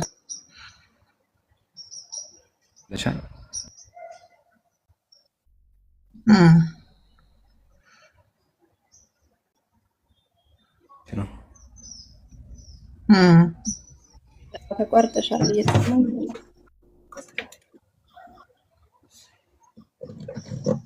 ጥያቄ ልድገምልሽ ሜሮ? አዎ። እና ኢቭል ሲያደርጉስ ማነው ሪስፖንስብል ነው አይደለ? ጥያቄሽ ነው ይህን ሲያደርጉ ያን ሲያደርጉ ሳይሆን አንቺ መንግስታቶች እግዚአብሔር ለመንግስታቶች እንድንታዘዝ አድርጎናል ካልሽ መንግስታቶች የእግዚአብሔርን ሀሳብ ነው የሚያስፈጽሙት እያልኩሽ ነው። ዓለም ላይ ያሉ መንግስታት ብዙ መጽሐፍ ቅዱስ እንትን ላይ ስትሄጂ እግዚአብሔር ኮንደም ያደርጋል። ለምሳሌ ነገስታት አንፌርሊ ሰዎችን ትሪት ሲያደርጉ፣ ሲገሉ፣ እንዳልሽው አቢዩስ ሲያደርጉ እግዚአብሔር ያስጠነቅቃል፣ ይቀጣልም። በብሉይ ኪዳን አይተሽ ከሆነ ነገስታቶች ተቀጥተዋል በእግዚአብሔር ቢከሳው። ብሉይ ኪዳንን አንጠቀምም ብለሽኛል። አሁን አዲስ ኪዳን ላይ ነው ያላችሁት አይደለ? አዎ እሺ። ሮሜ 13 የነገርኩሽም ምን ይላል? ጥሩ የሆነውን ሪዋርድ እንዲያደርጉ ኢቭል የሆነውን ደግሞ ፐኒሽ እንዲያደርጉ ይናገራል ለመንግስታት። ስለዚህ ካላደረጉት አንቺ አሁን በምታውቂው አሁን ባለው የዓለም ስርዓት መጥፎ መንግስታት፣ መጥፎ የሀገራት ህጎች አይተሻታቂ? ለእነዛ ነገሮች ማን ነው ካሳ የሚከፍለው? ፍትህ የሚያደነግገው ማን ነው? አሁን እዛ አውቶሪቲ ላይ ሆኜ መናገር አልችልም፣ ግን እግዚአብሔር የሰዎችን አቢዩዝ እና ሚስትሪትመንት አልፈቀደም። ግን አት ሴም ታይም ደግሞ እግዚአብሔር ጋቨርንመንቶችን ኦር መንግስታትን ደግሞ እንዳስቀመጠ ይናገራል። አለዛ አስቢው ይሄ ዓለም እንዴት እንደሚሆን። ሁሉ ሰው ሙስሊም አይደለም፣ በህግ አይመራም። ስለዚህ ጋቨርንመንት ባይኖር መንግስት ባይኖር እንዴት ነው ሰው የሚኖረው? ኦብቪየስሊ አስፈላጊ ነገር እንደሆነ እኔም አንቺም እናውቃለን። ስለዚህ ጥያቄ ልድገምልሽ፣ መንግስታቶች ራሳቸው ይጠቅመናል፣ ለሀገራችን ይበጀናል ብለው በደነገጉት ህግ መሰረት እየተመሩ ነው። መንግስታቶቹ በሙሉ ደግሞ የእግዚአብሔር ተከታዮች አይደሉም። እሱን እናንቺም እኔም ጠቅቀን እናውቃለን። ስለዚህ መንግስታቶች በሙሉ ክርስቲያን አይደሉም፣ በእግዚአብሔር ህግ አይመሩም። እሱን እኔም አንቺም ስለምናውቅ እነዛ መንግስታቶችን ግን አንቺ ምንድን ነው እያልሽ ያለሽው? ለእግዚአብሔር እንዲታዘዙ እግዚአብሔር ነው ያስቀመጣቸው እያልሽኝ ያለሽው ነው የምልሽ። የምታወርዳቸው ሳይሆን ይሄንን ሳይሆን እየሰጠው ያለሁት እኛ የምንመራው በተሰጠን በዛ ሀገር ጋቨርንመንት ኦር ደግሞ መንግስት ነው እያልኩ ነው። ስለጠየቀኝ ነው። ተረዳንና ከዛ በማሆን እነዚህን ሰዎች ያስቀመጣቸው እግዚአብሔር ነው ወይ ስትይኝ ይሄንን ነገር ዳይሬክትሊ መናገር አልችልም። ግን እግዚአብሔር ክሊርሊ በዕብራውያን 13 ላይ ማለት ነው ተናግሯል። አውቶሪቲ እንድናከብር፣ መንግስታትን እንድናከብር፣ እነሱም ደግሞ ፌርሊ ትሪት ህዝቡን እንዲያደርጉ አስቀምጦልናል ማለት ነው። ስለዚህ እግዚአብሔር ባዘዛቸው መሰረት ነው መንግስታቶች ህዝቡን እያስተዳደሩ ያሉት እያልሽ ነው? አላልኩኝም። ሰዎቹ እኮ ፎልቲ ሊሆኑ ይችላሉ፣ ግን የእግዚአብሔርን ነው እየተናገርኩ ያሉት። ለምሳሌ አንቺ አታቂም መቼ መጥቶ አንድን ጋቨርንመንት ላደረገው ግፍ እንደሚቀጣ አታቂም ማለት እንዴ? ባይቀጣስ እኮ እኛ አላየንም ማለት አያደርግም ማለት አይደለማ። አሁን እኮ ይኸውልሽ አለማየቴ ለማድረጉ ማረጋገጫ አይሆነኝም። ቀጥቶ ያውቃል ወይ ነው ጥያቄ። በምን ህግ ነው የሚቀጣው? እግዚአብሔር ያጠፉትን እቀጣበታለሁ ብሎ ያስቀመጠው መስፈርት ቢኖር እንኳን በብሉይ ኪዳን ተሽሯል ብለሽኛል። ስለዚህ አሁን ላይ ያሉ ያለ መንግስታቶች ለሚያጠፉት ጥፋት እግዚአብሔር ይቅጣቸው፣ ራሳቸውን ይቅጡ፣ ሌላ ሀገራቶች ይቅጧቸው፣ በምንም አይታወቅም። ስለዚህ እግዚአብሔር እየተከላከለላችሁ እንደሆነ ራሱ የምታውቁበት መንገድ የለሽም ከእምነት ውጭ ነው የምልሽ።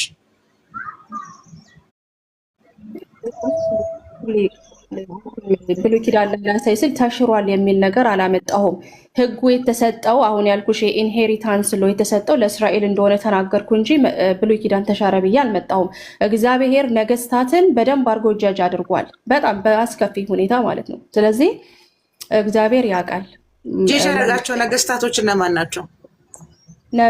ነበክድነፆር አሁን በነበረው ጥጋብ ምክንያት እሱ ሰውዬ ወደ ቀይ አፈር ተቀይሯል። አሁንም ማውራሽ እኮ ስለምናየው ዓለም እኮ ነው። ለኤቪደንስ ቅርብ ስለሆነ ስለምናየው ዓለም ነው እንጂ ወደ ቀይ አፈር ስለተቀየሩ ሰዎችማ አናወራም። የኔ ቆንጆ አሁን ላይ ባለው የዓለም ስርዓት ለምሳሌ ሳላህ ቅድም ያመጣልሽ የውርስ ስርዓት አሁንም የሚሰራ ነው፣ ጥቅም ላይ የሚውል ነው። ጥያቄ ጠየቁሽ፣ ክርስቲያኖች የውርስ ስርዓት አላችሁ ወይ?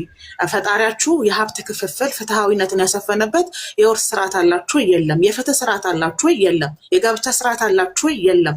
ገብቶሻል አይደለ? ግን እናንተ ይህንን ሁሉ የምናገኘው ከመንግስታት ነው ካልሽ፣ መንግስታቶች በሙሉ ደግሞ እግዚአብሔር የሾማቸው ናቸው ብዬ ስጠይቅሽ አላቅም፣ እሱ መመለስ አልችልም ብለሻል። የኔ ጥያቄ ይሄ ነው። እግዚአብሔር ለእናንተ የደነገገላችሁ ህግጋቶች አሉ ወይ ብዬ እንጠየቁሽ፣ አልመለሹም። ተጨማሪ አንድ ጥያቄ ልጠይቅሽ አዳይገልጥሽ ሜሮን፣ በብሉይ ኪዳን የነበሩ ነገስታት የውርስ ስርዓት ደንግገው ያውቃሉ? አከፋፍለው ያውቃሉ? የምታውቂው መጽሐፍ ቅዱስ ላይ ለባልና ለሚስት ለልጅ መንግስታት ነው። እስራኤል እንደተሰጣት አውቃለሁኝ። እስራኤል እንደተሰጣት አውቃለሁኝ። ስለዚህ የእስራኤል መሪዎች በዛ መሰረት ነበር የሚሄዱት። በመጽሐፍ ቅዱስ ላይ እንደዚህ ተቀምጣለ አለ።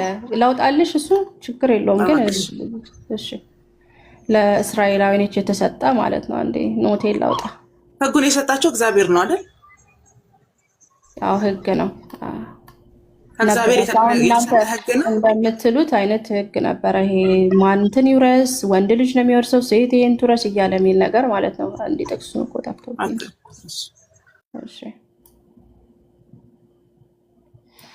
እሺ ላውጣ 10 ሰከንድ 10 ዓመት ሰጥቼሻለሁኝ።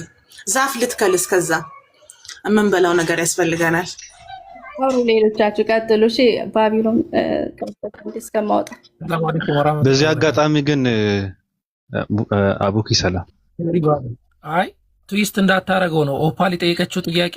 አንዴ ሁሉም መስማት ስላለበት ያከፋፈለ አንድ መንግስት አለ የሚል ጥያቄ እንጂ ሌላ ያው እዚህ ላይ ውርስ እንዲሚል ነገር አለ እንድታመጪ አይደለም አይደለ ኦፓል? ካልተሳሳትኩኝ አንድ የብሉይ ኪዳን ያከፋፈለ መንግስት አለ ወይ?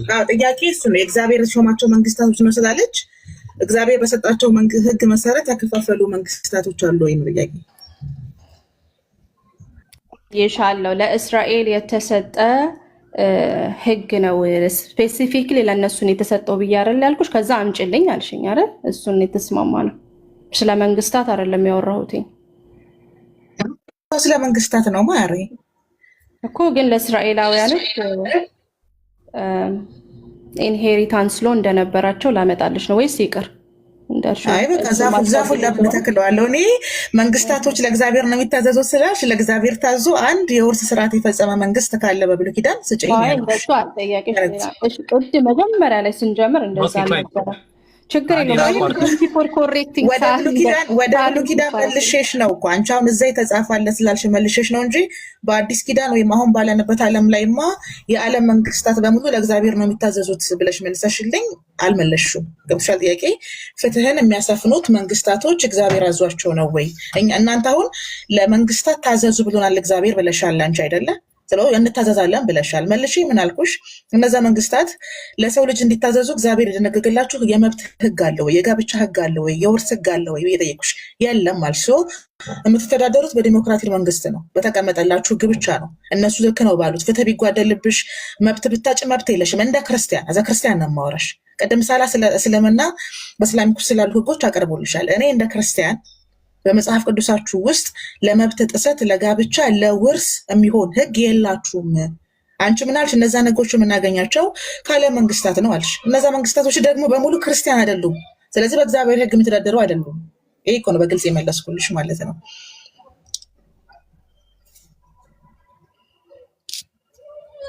እሺ እሺ፣ አመሰግናለሁ። በቃ እንዳልሽው ባመጣልሽም ስለማይጠቅም እዚህ ጋር እንጨርሳለን ማለት ነው። ግን ያው ነበረ ከብሉይ ኪዳን ወደ አዲስ ኪዳን የመጣ አንድ ህግ አለ እና እሱን ልጠይቅሽ እና በዛው መልሽልኝ። ዛፉን መትከል ትተናል። አትስረቅ የሚለው ህግ፣ አትስረቅ፣ አታመንዝር የሚለው ህግ አሁንም ይሰራል? ህጉ ይሰራል ስትይ ምንድን ነው? ለምሳሌ ይሄንን ባታደርጊ የሚመጣብሽ ቅጣት ነበረ በብሉይ ኪዳን አይደል? ህጉ ሲሰጥ ለምሳሌ ሰው መግደል አይቻልም፣ በሞት ነው የሚያስቀጣው አይደል? በብሉይ ኪዳን መስረቅ የሚለው ላይ ይኸውልሽ ሜሮን፣ እኔ በነገርሽ ላይ ማለት ነው ጥያቄ እንደግምልሻለሁ። ምንም የሚደግመኝ ሰው መስረቅ ነው የሚለው። አሁን ለምሳሌ ላስተካክልልሽ፣ አትስረቅ የሚል ህግ አለ በብሉይ ኪዳን። አሁንም ያ ህግ ይሰራል ወይስ አይሰራም? እኮ እየነገርኩሽ እኮ ነው። እያንዳንዱ ህግ የሚያስቀጣ ነበር እያልኩሽ ነው። ከጀርባው አሁን ህጉ ይሰራል ወይስ አይሰራም? አትስረቅ የሚለው ህግ አንዷ መረጃ ነው ያወጣሁልሽ፣ ከአስሩ አንዱን። አትስረቅ የሚለው ህግ አሁን ላይ ይሰራል ወይስ አይሰራም? እሺ፣ እኛ እያለን ያለ ነው በድሮ ጊዜ ሊትራል ኮንሲኩዌንስ ነበረው ህጉ ማለት ነው። ሊገልሽ ይችላል። ለምሳሌ ሰው ብትገይ መገደል ነው፣ አትማሪም። ብትዋሽም ሌላ የራሳቸውን የቻሉ ኮንሲኩዌንሶች አሉ። አሁን በክርስቶስ ግን እነዚህ ህጎች ስለተፈጸሙ ኦር ፉልፊልድ ስለሆኑ ማለት ነው አሁን ከዛ ፔናሊቲ ነፃ ነን ብለን ነው የምናምነው። አንድ ክርስቲያን አሁን ቢሰርቅ ነፃ ነው ማለት ነው? ሌባ ነው አይባልም እንዴ? ፈርስት ኦፍ ኦል እኮ ሌባ ነው አይባልም። አሁን አንድ ክርስቲያን ቢሰርቅ ሌባ ነው አይባልም ማለት ነው ስለተሻረለት? እሺ ተሻረለት ስንል ባይዘወይ ማለት ነው በክርስቶስ ውስጥ ያልሆነ ሁሉ አንዱንም ኃጢአት ቢሰራ ሁሉን ኃጢአት እንዳፈረሰ ነው ይላል። ስለዚህ መጀመሪያ ሰው በክርስቶስ ውስጥ መሆን አለበት። በክርስቶስ ውስጥ ስለ ክርስቲያን ነው ሜሮ ልድገምልሽ ማውራሽ አንድ ክርስቲያን ካልኩሽ በክርስቶስ ክርስቲያን የሆነ ማለት ነው አይደለ? አንድ ክርስቲያን አሁን ዛሬ ቢሰርቅ ሌባ ነው ይባላል አይባልም እያልኩሽ ነው እኮ። ማን ነው የሚለው ነው? እኔ እኮ ግራ ገባኝ። መጽሐፍ ቅዱስሽ ነው። አትስረቅ የሚለው ህግ አትስረቅ። አሁን ለምሳሌ አትስረቅ የሚል ህግ አለ አይደለ? ሰው አሁን በአዲስ ኪዳን ክርስቲያኖች መስረቅ ይችላሉ? መጽሐፍ ቅዱሳችሁ አትስረቅ ስለሚል የሰረቀ ሰው ሌባ ነው አይባልም? ጥያቄ ይሄ ነው። ማንም ሊሆን ይችላል፣ የህግ አካላትም ሊሆን ይችላል፣ የሃይማኖት አባቶችም ሊሆኑ ይችላሉ፣ አንቺም ልትሆኝ ትችላለሽ። ስለዚህ ያ ክርስቲያን ሲሰርቅ ብታገኙ ሌባ ነው ይባላል ወይስ አይባልም? አትስረቅ የሚለውን ህግ ጥሷል ወይስ አልጣሰም? እሺ መጽሐፍ ቅዱስ ጠቅሼ ልንገርሽ እንዲገባሽ ማለት ከኔ ቃል እንዳይሆን። እሺ መጽሐፍ ቅዱስ በሮሜ 6 ምን ይላል? ዌር ናት አንደር ደ ሎ በት አንደር ግሬስ ይላል። ምን ማለት ነው? በህግ በታች አይደለንም፣ በጸጋው በታች ነን ይላል። ስለዚህ በዛ መሰረት ፉሊ መልስሽን አግኝተሻል። አይደለም በጸጋ ድኗል። አንደር ግሬስ ነን እያለች ነው። በጸጋ ውስጥ ነው ያለ ነው። አዲሱ ኪዳን ይኸውልሽ፣ አዲሱ ኪዳን ይኸውልሽ፣ እየሰማሽኝ ከሆነ ኦኬ። ፈርስት ኦፍ ኦል እንድታውቁ የፈለኩት ነገር ለእስራኤል የተሰጠ ህግ አለ። ይሄ ህግ ደግሞ ለአህዛቦች አልተሰጠም። ፈርስት ኦፍ ኦል ይሄን እንዲጠብቁ የታዘዙት እስራኤላውያን ናቸው። በማን? በሙሴ ተሰጥቷቸው ማለት ነው። ይሄ እኮ የእነሱ ህግ እኮ ነው። ለዓለም ሁሉ እኮ የተሰጠ ህግ እኮ አልነበረም። ክርስቲያኖች መስረቅ ይችላሉ? አይችሉም። ለምን አይችሉት? አይችሉም። ምክንያት እሺ ማንችልም እሱን ኤስታብሊሽ ካደረግን ማለት ነው ህጉ የተሰጠው ለሙሴ ነው ብለን ካለን ኢየሱስ ክርስቶስ ደግሞ ይህን ህግ ሙሉ ለሙሉ ፎልፊልድ አድርጎ ተፈጸመ ብሏል። ስለዚህ እኛ ውርናት አንደር ደ ሎ አንደር ግሬስ ነን ይላል መጽሐፍ ቅዱስ። እና እሱ ብቻ ህግ አይደለም፣ ብዙ የምግብ ህግ ነበረ፣ የፒዩሪቲ ህግ አለ፣ ሳክሪፋይስስ ብዙ ህግ ነበራቸው።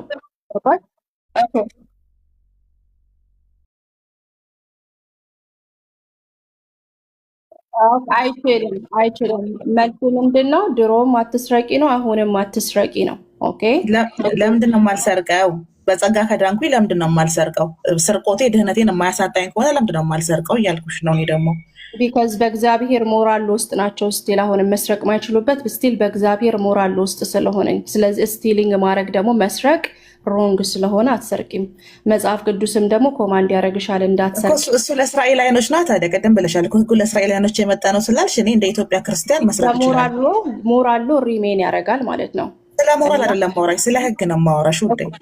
እኮ ሞራሉ አይደል መስረቅ ሞራሉ አይደል እንዴ? መስረቅ እንደሌለብሽ ሞራል ያወቅሽው ሞራል ሌላ ጉዳይ ነው። ሜሮን የማወራሽ ስለ ህግ ነው፣ ስለ ህግ ነው ማወራሽ። እሺ እኛ አሁን በክርስቶስ ህግ ውስጥ ነው ያለ ነው እና መስረቅ is forbidden ነው። አሁንም ቢሆን አይቻልም። አንቺ የኢትዮጵያ ክርስቲያን ነሽ፣ አንቺ የኢትዮጵያ ክርስቲያን ነሽ። ለምንድን ነው የማትሰርቂው? እነዛ ለእስራኤሎች የተሰጠው ብለሽኛል እኮ ቅድም፣ አትስረቅ የሚለው ህግ። ምክንያቱም የክርስቶስ ህግ ስለማይፈቅድልኝ። የክርስቶስ ህግም የሚባል አለ በመጽሐፍ ቅዱሳችን። ኃጢአት፣ መስረቅ፣ መግደል፣ መዘሞት ሁሉ ነገር በክርስቶስ ህግ ውስጥ አይደሉም ያሉት። እሱ ጻድቅ ነው፣ እንደሱ ጻድቅ ሁኑ ስለተባለን አንሰርቅም፣ አንዘሙትም። ብንወድቅም ደግሞ ወደ እግዚአብሔር ጸጋ ዙፋን ቀርበን ይቅርታን መጠየቅ አለብን። አናረግም አይባልም መቼስ። አሁን ይሄ ከአንቺ ከግል ፍላጎትሽ የመነጨ እንጂ መመሪያ ክርስቶስ መመሪያ አልሰጠሽም። ከአንቺ የግል ፍላጎትሽ የመነጨ ነው። ኤፌሶን 4:8 ላይ ምን ይላል? let the thief no longer steal፣ ሌባ እንኳን ቢኖር አይስረቅ ይላል መጽሐፍ ቅዱስ። እኔ አይደለም ያልኩት። ብሰርቅስ እያልኩሽ እኮ ነው። ብሰርቅስ ምንድነው የምሆነው እያልኩሽ ነው። ደግሞ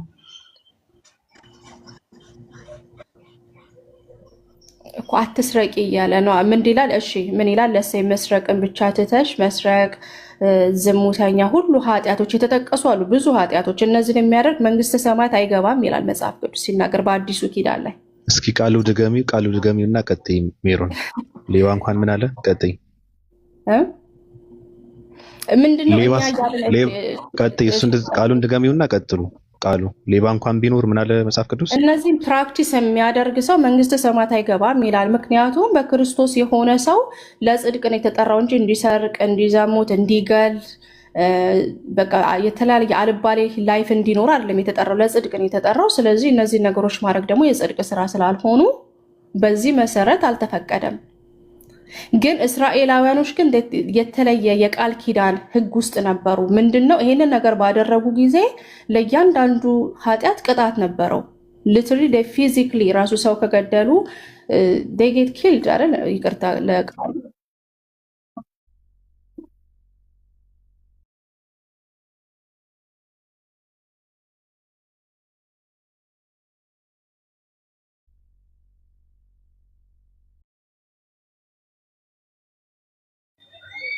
እሺ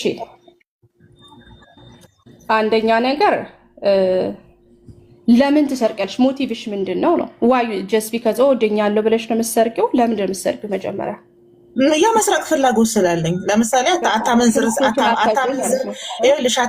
አትስረቅ ሲል እኮ የሚያመነዝር፣ የሚሰርቅ፣ የሚዋሽ ስላለ ነው አይደለ? ኦልሬዲ እንደዚህ አይነት ሰዎች ስላሉ ነው። ሰው እኔ ሌባ ነኝ፣ ሌባ ክርስቲያን ነኝ። ምንድን ነው የምሆነው? ጥሩ። ለሱ መልሱ ምንድነው? መጽሐፍ ቅዱስ ሲናገር አሮጌው ነገር አልፏል አዲሱም ነገር አሁን ሆኗል ይላል። ምንድነው? አንቺ ክርስቶስን ስታገኝ አዲስ ፍጥረት ነው የምትሆኙ። ሌባ ከነበርሽ ሌባ አትሆኝም ማለት ነው። ስለዚህ ስለዚህ አሁን ሌባ ክርስቲያን የለም፣ ዝሙተኛ ክርስቲያን የለም፣ ውሸታም ክርስቲያን የለም እያልሽ ነው?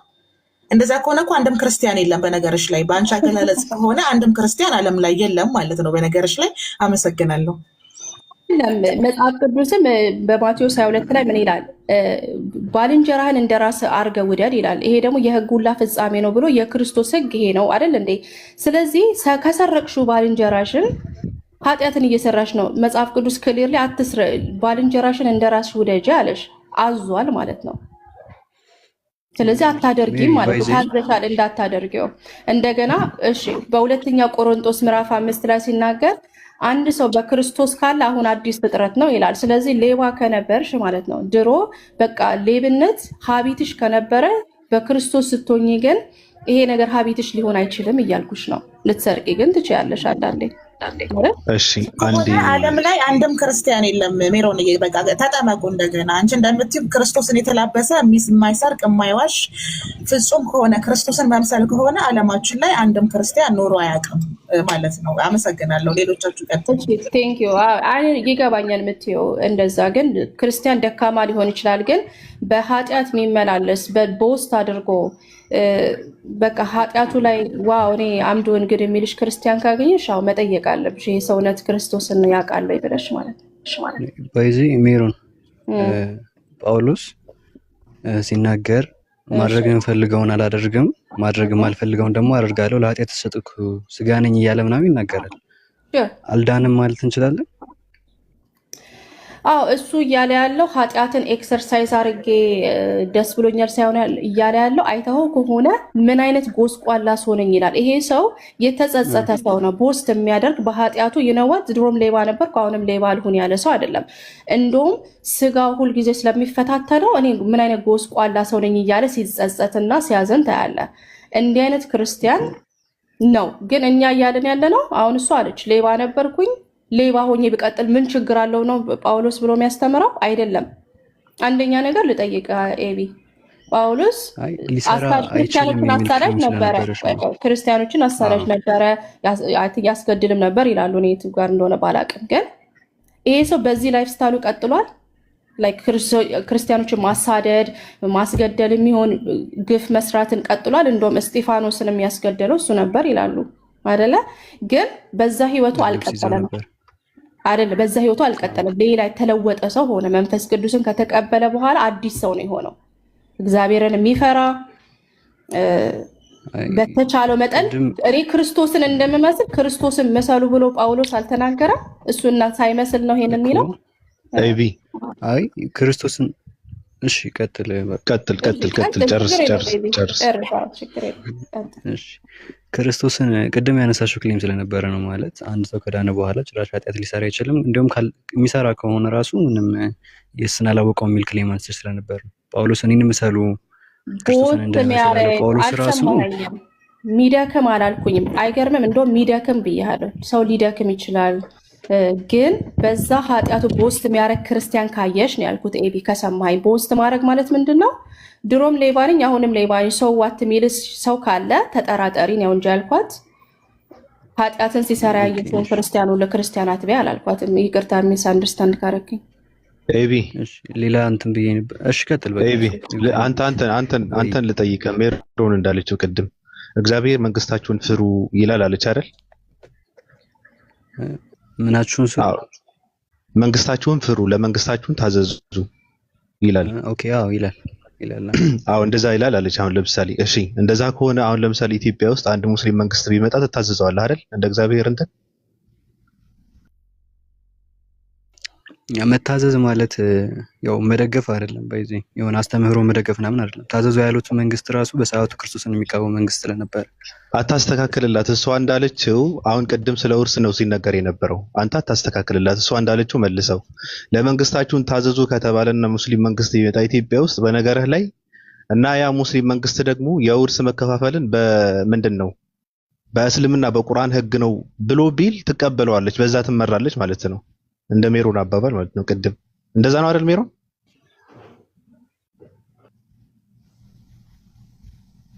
ለምሳሌ ምን እንደተቀለ ጴጥሮስ ምን አደረገ? ኢየሱስ ክርስቶስን ሲያንገላቱ ታይቶ ሲናገሩ ታይቶ ሄዶ ጆሮ ቆረጠ ይላል። ከዛ እኔ ምን አገባኝ ስለ ጆሮ ቆረጠ? አሁን እሱን ተይውና አረብናት እኮ ልነግርህ ኦቤ ማድረግ ምን እንደሆነ ልነግርህ ነው። ጆሮ ሲቆርጥ አየውና ምን አለው? አንተንም ያረከውን ነገር ያደርጉብሃል አለው። እዛ ጋር ጥሩ አደረክ አይደለም ያለው። ሄ እንደዚህ በማድረግህ እነሱ ሀብ ራይት አንተንም ወስዶ ለማሰርና የአንተንም ጆሮ ለመቁረጥ ይሁን መብት አላቸው ይለዋል ኢየሱስ ክርስቶስ። እዛ ጋር ምንድነው ጋቨርንመንቱ ሃዝ ዘ አውቶሪቲ ሊያስርህ ወደ ደግሞ አንተንም ላይ መጥፎ ነገር ሊያደርግብህ ይችላል አለው። ቤሲክሊ ከዛ አንጻር ነው የምታየው። ለምሳሌ እኔ ሙስሊም አገር ብኖር ሙስሊም ሀገር ብኖር ለሲ ሳውዲ አረቢያ ሄጄ ብኖር አይ ሹድ ሰብጀክት ቱ ምንድን ነው የሳውዲ አረቢያ መንግስት ብዬ አምናለሁ። አሚን ኢስላሚክ ሎ ቢኖረው ኖ ኢስላሚክ ሎን አላከብርም ብዬ ከዛ የሆነ ነገር ሲደርስብኝ ዋይ ማለት አልችልም። ምክንያቱም ያ አገር ትመሪያለሽ ወይ ያልኩሽ እኔ እሱን ማክበር አለማክበር ሌላ ነገር። ትመሪያለሽ። አመሰግናለሁ። ስለዚህ ወደ መንግስታት ማለት ሳይሆን ያለብሽ በቃ በአንቺ ለምሳሌ በኢትዮጵያ በሀገራችን አንድ ሙስሊም መንግስት ቢመጣ ገብቶሻል። የፍርድ መከፋፈል ስርዓት ደግሞ በእስልምና ቢልሽ በዛ ነው የምትፈረጂ ማለት ነው። በቃ በዛ ነው በእስልምና ህግ እንትን እናደርጋለን። ተስፋ አደርጋለሁ ለወደፊት አንድ ሙስሊም መንግስት እንዲመጣ ከዛ ደግሞ ይሄ የሸሪዓ ህግ እንዲመጣ ማለት ነው። አዎ ደግፈሽዋል። እግዚአብሔር ራሱ ይደግፈዋል። አዎ አመሰግናለሁ። በቃ አቡኩ ይቀጥላውን ሜሮኒ አንድ አቡበከር ሳይጀምር ባቢ በሄድክበት አንድ ፎሎ አፕ ኩዌስችን እግዚአብሔር መንግስታቶችን ስሙ ካለ አሁን ባለው ላይ በአለም ላይ ሆሞሴክሹዋል መንግስታቶች ያስፋፋሉና ያንን ነገር መታዘዝ አለብን ማለት ነው። ምክንያቱም መንግስት መስማት አለብን። እንደው ሙስሊም የሚባለው ነገር ቀርቶ የሙስሊም መንግስት በእነሱ ራሱ ቪው ራሱ ከሄድን ስለዚህ እግዚአብሔር መንግስት ስሙ አለና ሆሞሴክሹዋልን ጾታን ግዴታ በመቀየር ወይም ጾታ በማስተማርን መንግስታቶች ያዛሉና should we have to listen them ኦቤ ማድረግ አለብን like according to her? አይ በዛ መልኩ አይደለም። ራስን ከእግዚአብሔር ቅድም ምን ብያለሁ? they are not absolute authority አይደሉም። አውቶሪቲያቸው እግዚአብሔር ነው። ምክንያቱም በመጨረሻው ዘመን ራሱ ጋቨርንመንት ራሱ ጀጅ እንደሚደረግ ጀጅ እንደሚፈርድ በመንግስታት ላይ ይናገራል። ስለዚህ ሱፕሪም አውቶሪቲ እግዚአብሔር ነው ብለን ነው የምናምነው። እሺ እንዲህ አይነት ሲቹዌሽን መንግስቶች ይጠየቃሉ አይጠይቁም ሳይሆን ጥያቄው መንግስታቶችን ስሟቸው ካለ እግዚአብሔር አሁን ባለንበት ሰዓት ላይ ደግሞ ይሄ ነገር ያዛሉ በመላው ዓለም ኢቭን ራሱ ብትቃወሚ ይክን ቢጄል ራሱ ትገበያለሽ። ካልሆነ ደግሞ እንደም በዌስተርን ዓለም ደግሞ ይክን ዲፖርት መደረግ ትችያለሽ። ስለዚህ መንግስት ማን እግዚአብሔር ያዘዛቸው ከሆነ እነሱ የሚያዙን ነገር ግዴታ መፈጸም አለብን ወይስ መፈጸም የለብንም? yes or no question? እነሱም አንፌር ሲሆኑ ደግሞ አንተ ራስን አድቮኬት የምታረግበት ሲቹዌሽን አለ። ለምሳሌ ስለዚህ ቅድም ሳላን የጠየቀች ጥያቄ የዛ ሴትዮ የተበደለችው መፍትሄዋ ምንድነው ስትይ ምንም መፍትሄ እንደሌለ ነው ያስቀመጥሽው። ያንን ሳላ በጠየቀች ጥያቄ መሰረት ያንን ፍርድ ቤት የፈረደላት የሰጣትን ድርሻ ሪጀክት ማድረግ ትችላለች አትችልም? እንደመልስልህ እድል ከሰጠኝ ማለት ነው። ለምሳሌ ጋቨርንመንት ማትፈልገውን ነገር አገሩ ላይ ሲያንቀሳቅስ እንደ አገሩ ነፃነት ለምሳሌ አሜሪካ ብትኖር ዩ ሃቭ ሰላማዊ ሰልፍ የመውጣት ዳርዝ ፍሪደም ኦፍ ራይት ብሎ ስላስቀመጠ ህገ መንግስቱ መብት ነው አልቀበልም የማለት ሆሞሴክሹዋሊቲ ሊጫንብስ ይፈልግ አልቀበልም ካለ አድቮኬት በማድረግ እኮ አድቮኬት የማድረግ መብት ስላለ አንተም አውቶሪቲን ተጠቅመ ጋቨርንመንትን መቃወምና መጥፎ ሊያደርግ ያለውን ነገር ማስቆም ትችላለህ ማለት ነው። አንድ እሱ ነው። እሺ hold on እዚህ ጋር አንድ ነገር እኮ የምትቃወሚ ሪጀክት የምታረጊው ሌላ ኦፕሽን ሲኖርሽና ወይም ሌላ ህግ ሲኖርሽ ነው። ለምሳሌ መንግስትን ባወጣው ህግ ማትዳኝ ከሆነ እግዚአብሔር ባወጣልኝ ህግን እዳኛለሁ ስትይ ነው። እግዚአብሔር ያወጣልሽ ህግ ከሌለና መንግስታቶቹ ደግሞ ስሚ ካልሽ በየትኛው ህግ ለመዳኘት ነው አልፈልግም የምትይው? ፈረሳይ ነው እንዳልኩ ነው። መልሼ ይልሃለሁ እኮ ማለት አቡበከር ቀጥል። ሰላም አለይኩም ሀቢቢ። አሁን ያልከው ፖይንት ላይ ሜሮን ቆይ አሁን ያለው ፖይንት ላይ ቅድም ከሳላም ጀምሮ ከኦፓልም ጋር እያየው ነበር። ለምሳሌ ኑር አዲስ እስቲ እንትን ያለበት ምዕራባውያን ሀገር ላይ የሚኖር እና ግብረሰዶም ራይት ወይም ደግሞ ይቻላል የሚባልበት ሀገር ላይ ይኖራል እዚህ ገስት ላይ አንድ ሰው እስቲ አለኝ እኖራለሁ። ኦፓል ቀድማ ነው የሚታረሳቸው። ኦፓል እንደ አንድ ክርስቲያን ማለት ነው። አሁን ለምሳሌ ኦፓል የምትኖረው ግብረሰዶም ሀገር ላይ ነው። ግብረሰዶም ስህተት ነው ብላ ኦፓል ከተነሳች እግዚአብሔር ነው የተቃወመችው። ተሳስቻለሁ ሜሮን? ኦ ማይ ጋድ። ያው ሮሜ ምዕራፍ 1 ቁጥር 2 ምን ይላል መሰለሽ? ከአንድ ጀምሮ እናንብበው። ነፍስ ሁሉ በበላይ ላሉት ባለስልጣናቶች ይገዛል። በላይ ያለ ባለስልጣናት ትገዣለሽ። ለምሳሌ ግብረሰዶም የሚፈቅድ አንድ ባለስልጣን አለ። ማንም በለው ስሙን የሆነ አካል ኤክስ የሚባል ማለት ነው። ከዛ ለሱ ተገዣለሽ። ከእግዚአብሔር ካልተገኘ በቀር ስልጣን የለምናል። እነ ሂትለርን እነ ትራምፕን ሌሎችን ሁሉንም ከእግዚአብሔር የተገኘ ነው። ካሁን በኋላ ግብረሰዶም ምናምን ተበላችሁ አትስሟቸው። ክርስቲያኖች እንደዛ ማለት አይችሉም። ያው መጻፋቸው ነው እንግዲህ ምን ያርጉ። ያሉትንም ባለስልጣናት በእግዚአብሔር የተሾሙ ናቸዋል። የትኛውም ባለስልጣን በእግዚአብሔር የተሾመ ነው። ቀጠለና ስለዚህ ባለስልጣንን የሚቃወም እግዚአብሔር ስርዓትን ይቃወማል። ቀደም እቃወማለሁ ተቃውሞ ምናምን የለም እግዚአብሔር ላይ ነው የምትቃወሚው። የሚቃወሙትም በራሳቸው ላይ ፍርድን ይቀበላሉ። የትኛውንም ባለስልጣን ብትቃወሚ ፍርድ ትቀበያለሽ። ገዢዎች ለክፉ አራጎቻቸው እንጂ መልካም ለሚያደርጉት የሚያስፈሩ አይደሉምና። ያው እንግዲህ በሮሜ ምዕራፍ 13 ቁጥር 1 ባለስልጣናትን መታዘዝ ነው የሚለው ርዕሱ ራሱ ማለት ነው። ምን ትያለሽ ሜሮን? እሺ መልስ ይሁንና እኔ ብዙ ስለተቀመጥኩ ልውረድ። አጭሩ መልስ ምንድን ነው? ለምሳሌ ሐዋርያት ሥራ ምዕራፍ 5:29 ላይ ጳውሎስ እና እንትኖቹ አብረውት ሰሃባዎቹ ልበላቸው ሲሰብኩ አስቆሟቸው ይላል። ጋቨርንመንት አስቆሟቸው ይላል እንዳይሰብኩ። ያው ጫና አረገባቸው። ምን አላቸው? ከዛ ከሰዎች ይልቅ እግዚአብሔርን መታዘዝ ይገባናልና አሉ ይላል። ምን ማለት ነው? ጋቨርንመንት ቱ ሰርተን ኤክስቴንት ስልጣን አለው በአንተ ላይ አይደል እንዴ? ስትጸልይ የሆነ ነገር ለምሳሌ አትጸልይም ሊልህ ይችላል። አሁን ጳውሎስንም አስቁመዋቸዋል። ከዛ ግን ከእናንተ ይልቅ የምንታዘዘው እግዚአብሔር ነው ብሎ የኃጢአት ሊሆን የሚችል ነገር ላይ ስፖክ አውት አድርገዋል ማለት ተናግረዋል።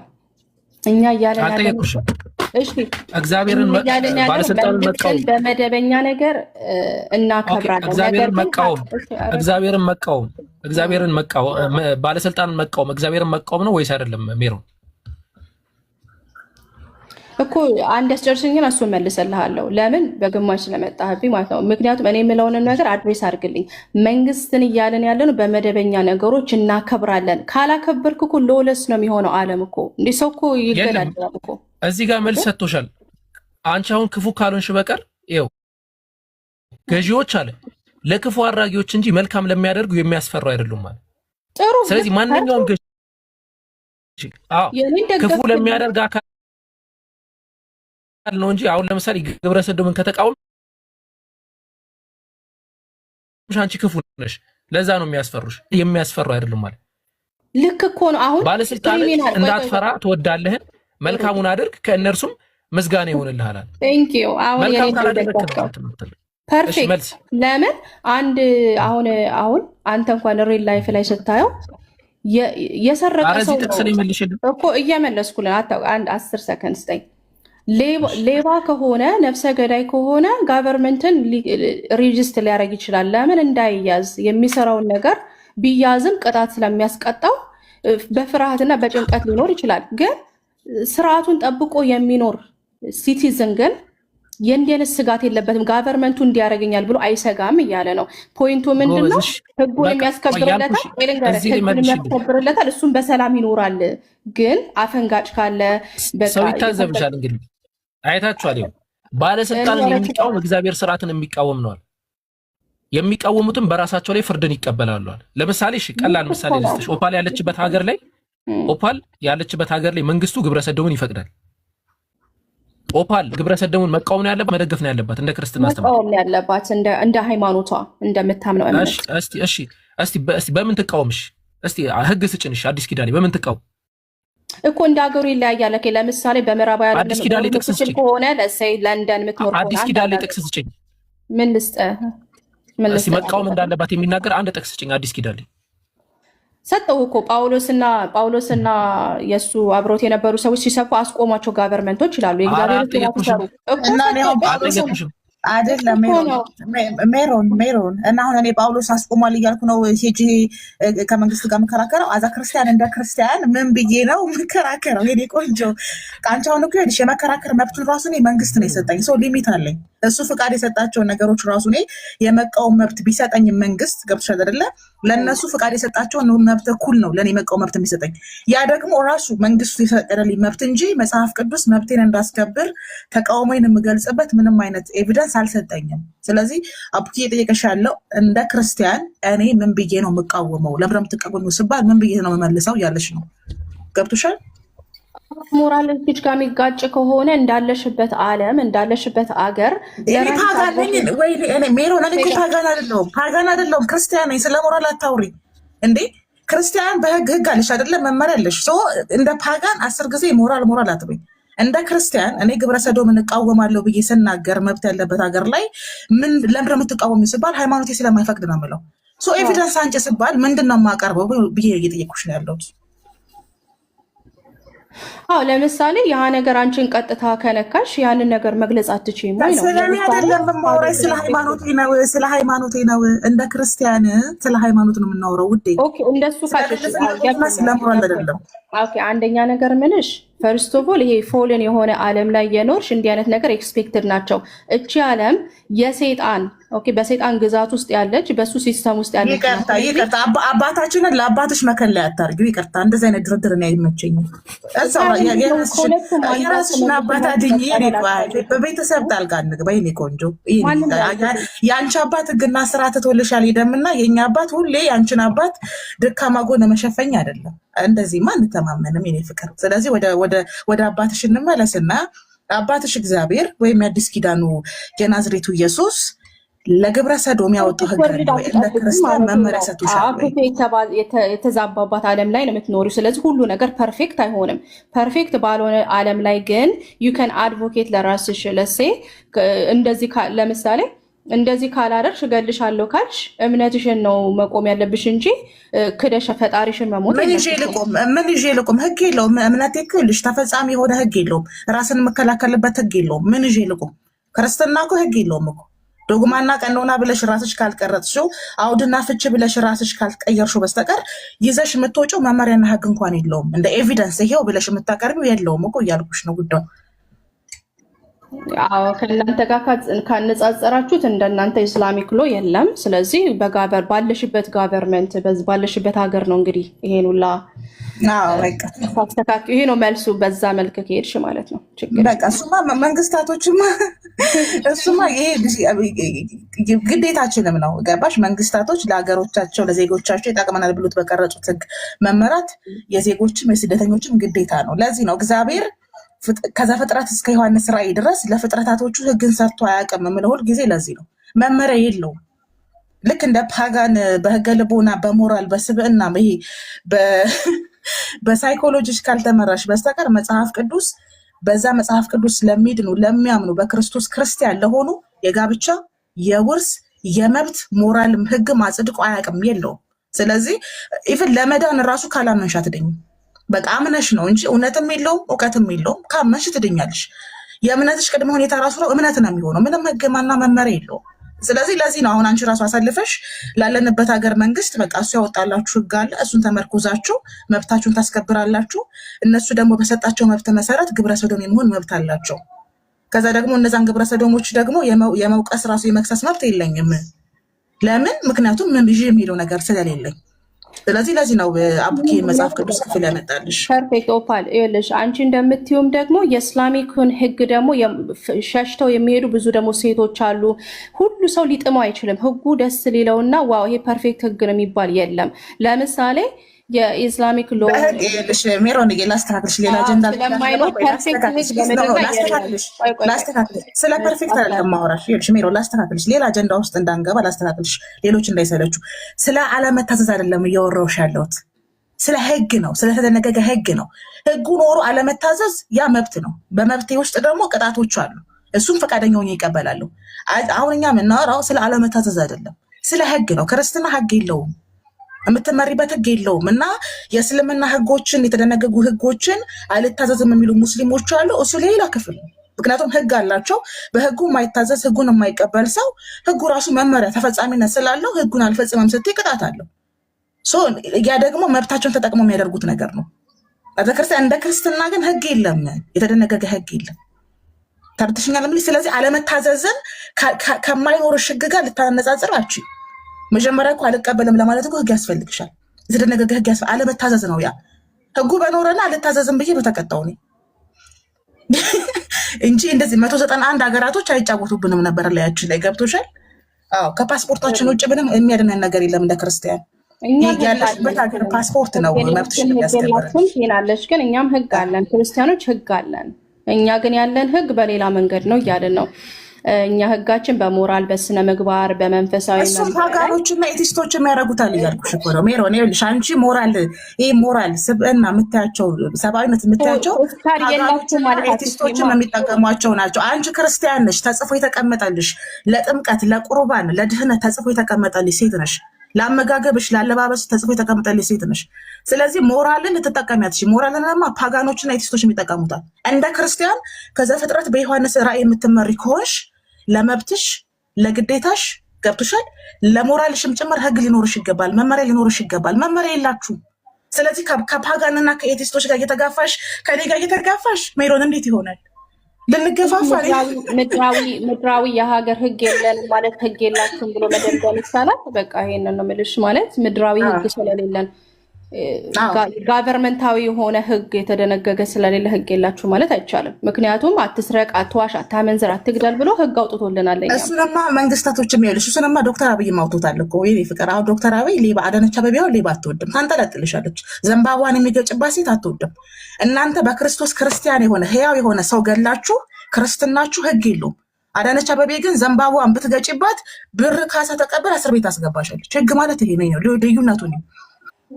አንድ ሰው ገላችሁ የምትቀጡበት አዛ ክርስቲያን ሰው ገላችሁ፣ ሰው ደፍራችሁ፣ የሰው ሀብት ወስዳችሁ፣ የሰው ንብረት ቀምታችሁ በመጽሐፍ ቅዱስ እንደ ክርስቲያን የምትዳኙበት መዳኛ የላችሁም፣ ጭራሽ የላችሁም። በህገ መንግስቱ ግን የከተማ ከንቲባ እንኳን ለንብረቶቹ ህግ አላት። ገባሽ? አንቀጽ ጠቅሳ ታሳስርሻለች።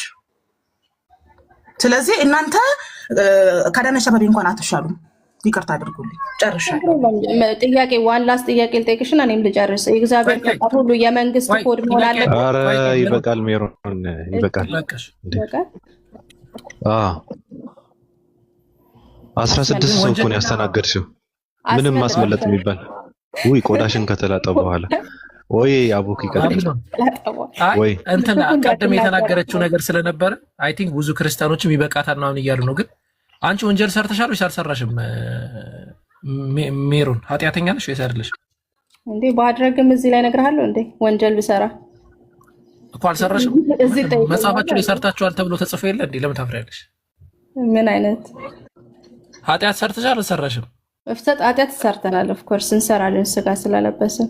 በቃ አይ ክርስቲያኖች አይሰርቁም ምናምን አይሉም ስትይ ቅድም ትንሽ አላልኩም። ህግ አለን፣ መመሪያ አለን። ችግር የለውም። እንደዚህ አይነት ማሂር ወንድማችን አቡኪ አንድ የደመደማችሁት ገና ሆነ። በቃ ቆይ ሚሮን፣ እሺ ቆይ ፕሮሞሽን ቀጥይና ኦፓል ጥያቄ አለኝ። ቆይ አንዴ ሚሮን እንዳትወጪ ቀጥይ። የማሂር ገስት ላይ ያለው ማለት ነው ቪዲዮ ፖስት አድርጓል። እዚሁ እንዳላችሁ ፕሮፋይሉን ጠቅ አድርጎና ግቡና ላይክ እና ሪፖስት አድርጉለት። ግማሽ ይሁት ወይም ደግሞ ሪፖስት እና ፌቨራይት አድርጉና ስትወጡ ታዩታላችሁ፣ የፕሮግራሙ ሲያልቅ ማለት ነው። ለተደራሽነት ግን ሪፖስት እያደረጋችሁ ተመለሱ። አመሰግናለሁ። ህግ የለም ብላን የደመደመችው ኦፓላ ወንጌል ላይ ሚሮን የለም ማለት ነው። በቃ ግድግልና ይሄን ነገር ያዙልኝ። ህግ አለ፣ አትስረቅ፣ አትውደድ። እንደውም ኢየሱስ ክርስቶስ አጠናክሮ ባልንጀራህን እንደ ራስህ አድርገህ ውደድ፣ ይሄ ሁላ የህግ ፍጻሜ ነው ብሎ 10ቱን ትእዛዛት በፍቅር ጠቀለለው። ስለዚህ ህግ አለን እኛ። ህግ የለን ብዬ አትስረቅ፣ አትግደል የሚለውን አሳየኝ ወንጌል ላይ። እሺ አለ። እሺ አዲስ ኪዳን ነው። እሺ ማሬ አደራሽ።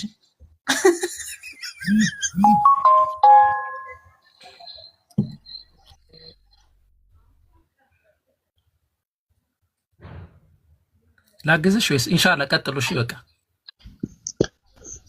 ከባዱ ነገር እኮ ሜሮን ጋር ማውራት አንድ ሰው አህያ ጀሮጉን ግንዷን ይዞ አንቺ እኮ በግ ነሽ ምናምን ብሎ ለማሳመን መሞከር እኮ ነው። በጣም ነው የሚገርመው።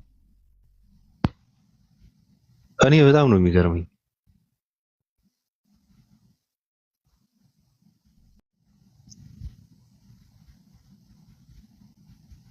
ሜሮን አንቺን እየጠበቁሽ ነው።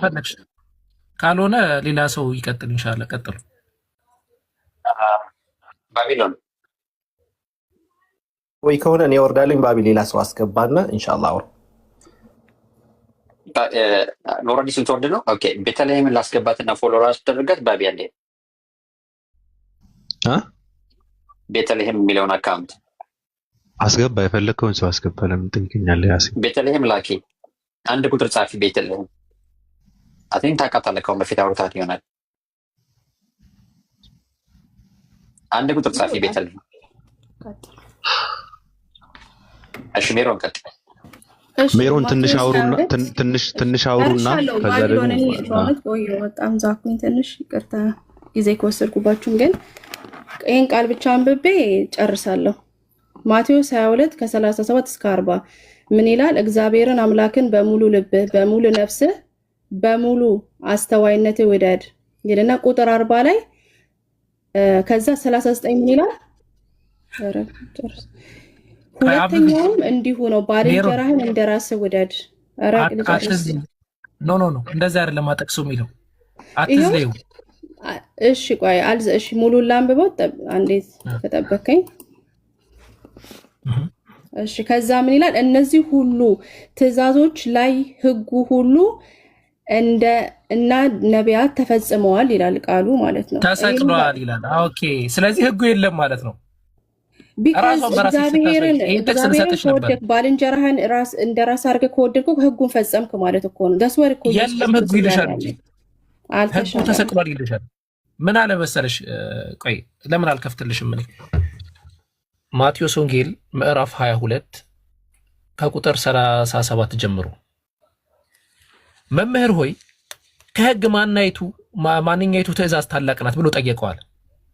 ስለ የትኛው ህግ ነው የሚያወራው? ስለ ቀደምት ህግ ማለት ነው። በፊት የነበረው ህግ ማለት ነው። አጠቃላይ አውዱን ስትመለከቱ ስለ ሰዱቃውያንና ፈሪሳውያን ነው የሚያወራው።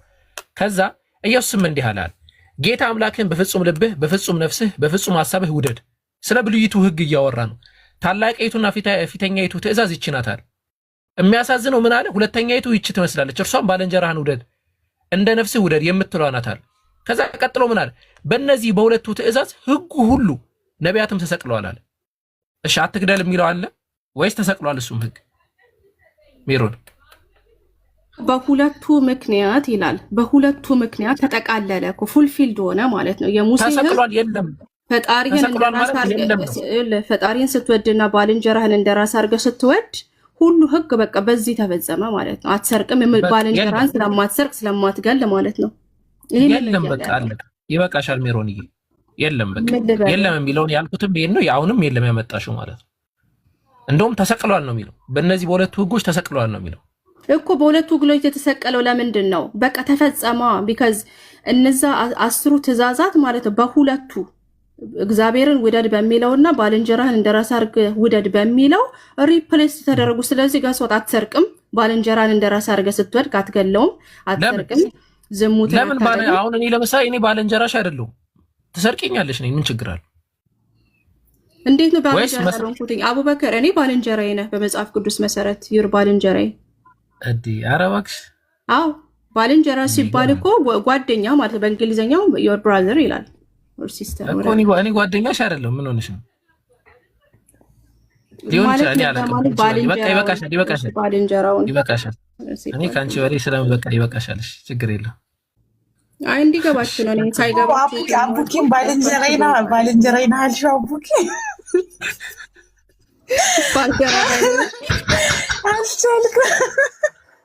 ቤተልሔምን ከታች ያለችው ፎሎ አድርገዋት፣ አዲስ አካውንቷ ነው። አይ ሜሮንዬ ፍቅር እኮ ነሽ። አምላክሽ ይከለክላል። በነገርሽ ላይ በፍጹም ባልንጀራ መሆናችሁን ከአቡኪ ጋር በአቮካዶ ነው የሚቀጠቅጥሽ።